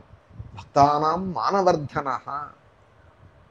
சிகீருஷு பகவான் ஞானம் பக்தானாம் மானவர்தனஹா. அப்படியெல்லாம் கர்தம பிரஜாபதி பகவான ஸ்தோத்திரம் பண்றார். அதுபோல ஸ்ரீரங்கத்துல இங்கே 7 வருஷமா நம்ம சப்தாகம் சொல்லிட்டு இருக்கோம். பகவானுக்காக தான் சொல்லிட்டு இருக்கோம். ஒரு பக்கம் குருவாயூரப்பன், ஒரு பக்கம் ஸ்ரீராமர் நம்மளோட இருக்கார். ஒரு சமயம் நவாகம்னு ராமாயணம் சொல்லிட்டு இருக்கோம், ஒரு சமயம் பாகவதம்னு பாகவதத்துலேருந்து ஒரு அத்தியாயமா சொல்லிட்டு இருக்கோம். பகவானுக்கு ஆனா ஒரு தனியான பிரீத்தி. அவரை பத்தி பாடுறவாள் இடத்துல இப்ப சொன்னேன் இல்லையா, பக்தானாம் மானவர்தனஹான்னு. பக்தாலை பத்தி பேசினாதான் அவருக்கு பிடிக்கும், பக்தாலோட பெருமைகளை பாடினாதான் பிடிக்கும்னு சொன்னேன் இல்லையா. அதுபோல பகவான் நமக்கு ரொம்ப அனுகிரகம். பகவானுடைய அனுகிரகம் இருக்கிற இடத்துலயே இருந்து பாகவத ராமாயணம் நீ சொல்லின்று நான் கேட்கிறேன்னு நமக்கு இங்கே ஆசிரமம் கொண்டு அமைஞ்சிருக்கா. பக்கத்திலேயே குருவாயூரப்பன், இந்த பக்கம் பக்கத்துல குருவாயூரப்பன், இந்த பக்கம் ஸ்ரீராமர். ராமாயணம் பாகவதமும் தொடர்ந்து 7 வருஷமா நடந்துருக்கு. ராமநவமி உற்சவம், கோகுலாஷ்டமி உற்சவம், இதை தவிர மாச உற்சவமாக இந்த பாகவத சப்தாக நவாகங்கள் நடந்துருக்கு. ஒரு பக்தால் இதை பண்ணி கொடுத்துருக்கா. நீங்கள் ஸ்டூலில் உட்காந்து பாகவத்தை சொல்லிட்டு இருக்கே, இதில் உட்காந்து சொல்லணும் அண்ணா, நீங்கள் வடக்கையெல்லாம் இப்படிதான் சொல்கிற ஆள் அப்படின்னு கேரளத்தில் ஒரு சகோதரா ரொம்ப வருஷமாக பாகவத சப்தாகம் நடத்தின்னு இருக்காள். கோபாலகிருஷ்ணன் லட்சுமி நாராயணன் அந்த சகோதரா. நான் அவளை ராமலக்ஷ்மணால்னு தான் சொல்கிறது. நான் அவ்வளவு பக்தியாக இருப்பாள் ராமனிடத்துல. அப்பாவும் பரம ராம பக்தர். அவளுடைய ஒரு பக்தி இது பண்ணி அனுப்பிச்சிருக்கா. நீங்கள் மர வேலையெல்லாம் பண்ணக்கூடியவா. அவள் ஃபேக்ட்ரி எல்லாம் வச்சிருக்கா. அவள் நீங்கள் இதில் உட்காந்து பாகவத்தை சொல்லணும்னா ரொம்ப வருஷம் நீங்கள் சொல்லணும், நாங்கள் பார்க்கணும் யூடியூப்பில் ராமாயணம் பாகவதம் நாங்கள் கேட்டுருக்கோம். ஆத்துலேயும் சப்தாகம் நடத்தின்னு இருக்கே அப்படின்னு அவளுடைய பக்தி. நம்ம ஸ்ரீரங்கத்தில் தான் இருக்கோம். நம்ம ஒரு கடைக்கு போல இது எங்கே பண்ணுறான்னு கூட எனக்கு தெரியாது, எங்கே பண்ணினான்னு தெரியாது. நான் இங்கே பாகவத்தை சொல்லிட்டு இருக்கேன் தெரியும். அது பகவானுக்கு பிரீத்தி ஆகணுங்கிறது மாத்திரம் நம்மளுடைய சங்கல்பம். பிரீத்தி ஆறதானால் அடிக்கடி அதை சொல்ற பாக்கியத்தை கொடுக்குறாரு தெரியறது. அதுக்கு அவாந்தரமா இதெல்லாம் டிவிடெண்ட். இது பிரீத்தி இல்லை, இந்த சிம்மாசனம் பிரீத்தி இல்லை, இதுக்கு ஒரு டிவிடெண்ட் பாலணும். அதுபோல பகவான் சந்தோஷப்படுறார் அப்படிங்கிறது நம்ம சொல்ற ராமாயணம் பாகவதத்துல குருவாயூரப்பன் உகந்திருக்காருங்கிறதுக்கு அடையாளமா நான் எடுத்துக்கிறேன். இது வியாசருடைய பீடம். வியாசரை எவ்வளவு அலங்காரம் பண்ணா தகும் நமக்கு. வியாசரோட ஸ்லோகத்தை சொல்லி சொல்லி சொல்றோம்னா அது வியாசர் சொல்றது தானே சொல்றோம். அதனால பாகவதம் சொன்னோமானால், பாரதம் சொன்னோமானால் வியாச வாக்கியத்தை தான் சொல்றோம். வியாச வாக்கியத்தை இருந்து சொல்ற இடத்துக்கு வியாசபீடம்னு பேரு. வியாசரை இப்படி கொண்டாடுறது நமக்கு ஒரு சந்தோஷம். எனக்கு பண்ணி கொடுத்தாருங்கிறதுக்காக இல்லை, நான் வெறு நேரத்திலேயே இதுல உட்கார போறது இல்லை. பாகவதம் சொன்னா தான் உட்கார்றதுக்கான இடம் வியாசபீடம் இது. வியாசரை இப்படி கொண்டாடினது இந்த குடும்பமும் மகாட்சேமமாக இருக்கணும். குருவாயூரப்பனோட அனுகிரகம் அவாலும் ஆச்சந்திரார்த்தம். பாகவத ராமாயணங்கள்லாம் நடத்திட்டு அந்த குடும்பங்கள்லாம் மேல மேல க்ஷேமமா இருக்கணும். இங்கே ராமநவமி உற்சவம், கோகுலாஷ்டமி, அதோட மாசம் நடக்கிற சப்தாகங்கள்லையும் கலந்துக்கிற குடும்பங்களுக்கெல்லாம் பகவான் எல்லா பாக்கியத்தையும் கொடுக்கணும். கல்யாண ரூபாய கலௌ ஜனானாம் கல்யாணதாத்ரே கருணாசுதாப்தே கம்வாதி திவ்யாயுத சத்கராயே வாதாலயாதீஷ நமோ நமஸ்தே. நாராயண நாராயண நாராயண நாராயண நாராயண நாராயண நாராயண நாராயண நாராயண நாராயண நாராயண நாராயண நாராயண நாராயண நாராயண நாராயண. ஸ்ரீராம சௌமித்ரி ஜட்டாயுவேத ஷடானனாதித்ய குஜார்ச்சிதாய ஸ்ரீநீலகண்டாய தயாமயாய ஸ்ரீவித்யநாதாய நம சிவாய. மகாதேவ மகாதேவ மகாதேவ. பிரதோஷ நேரம். மகாதேவ மகாதேவ மகாதேவ மகாதேவ மகாதேவ மகாதேவ மகாதேவ மகாதேவ மகாதேவ மகாதேவ மகாதேவ மகாதேவ மகாதேவ. ஹர நம பார்வதி பதயே. ஜானகீகாந்த ஸ்மரணம். சத்குரு ஆஞ்சநேய மூர்த்தி கி.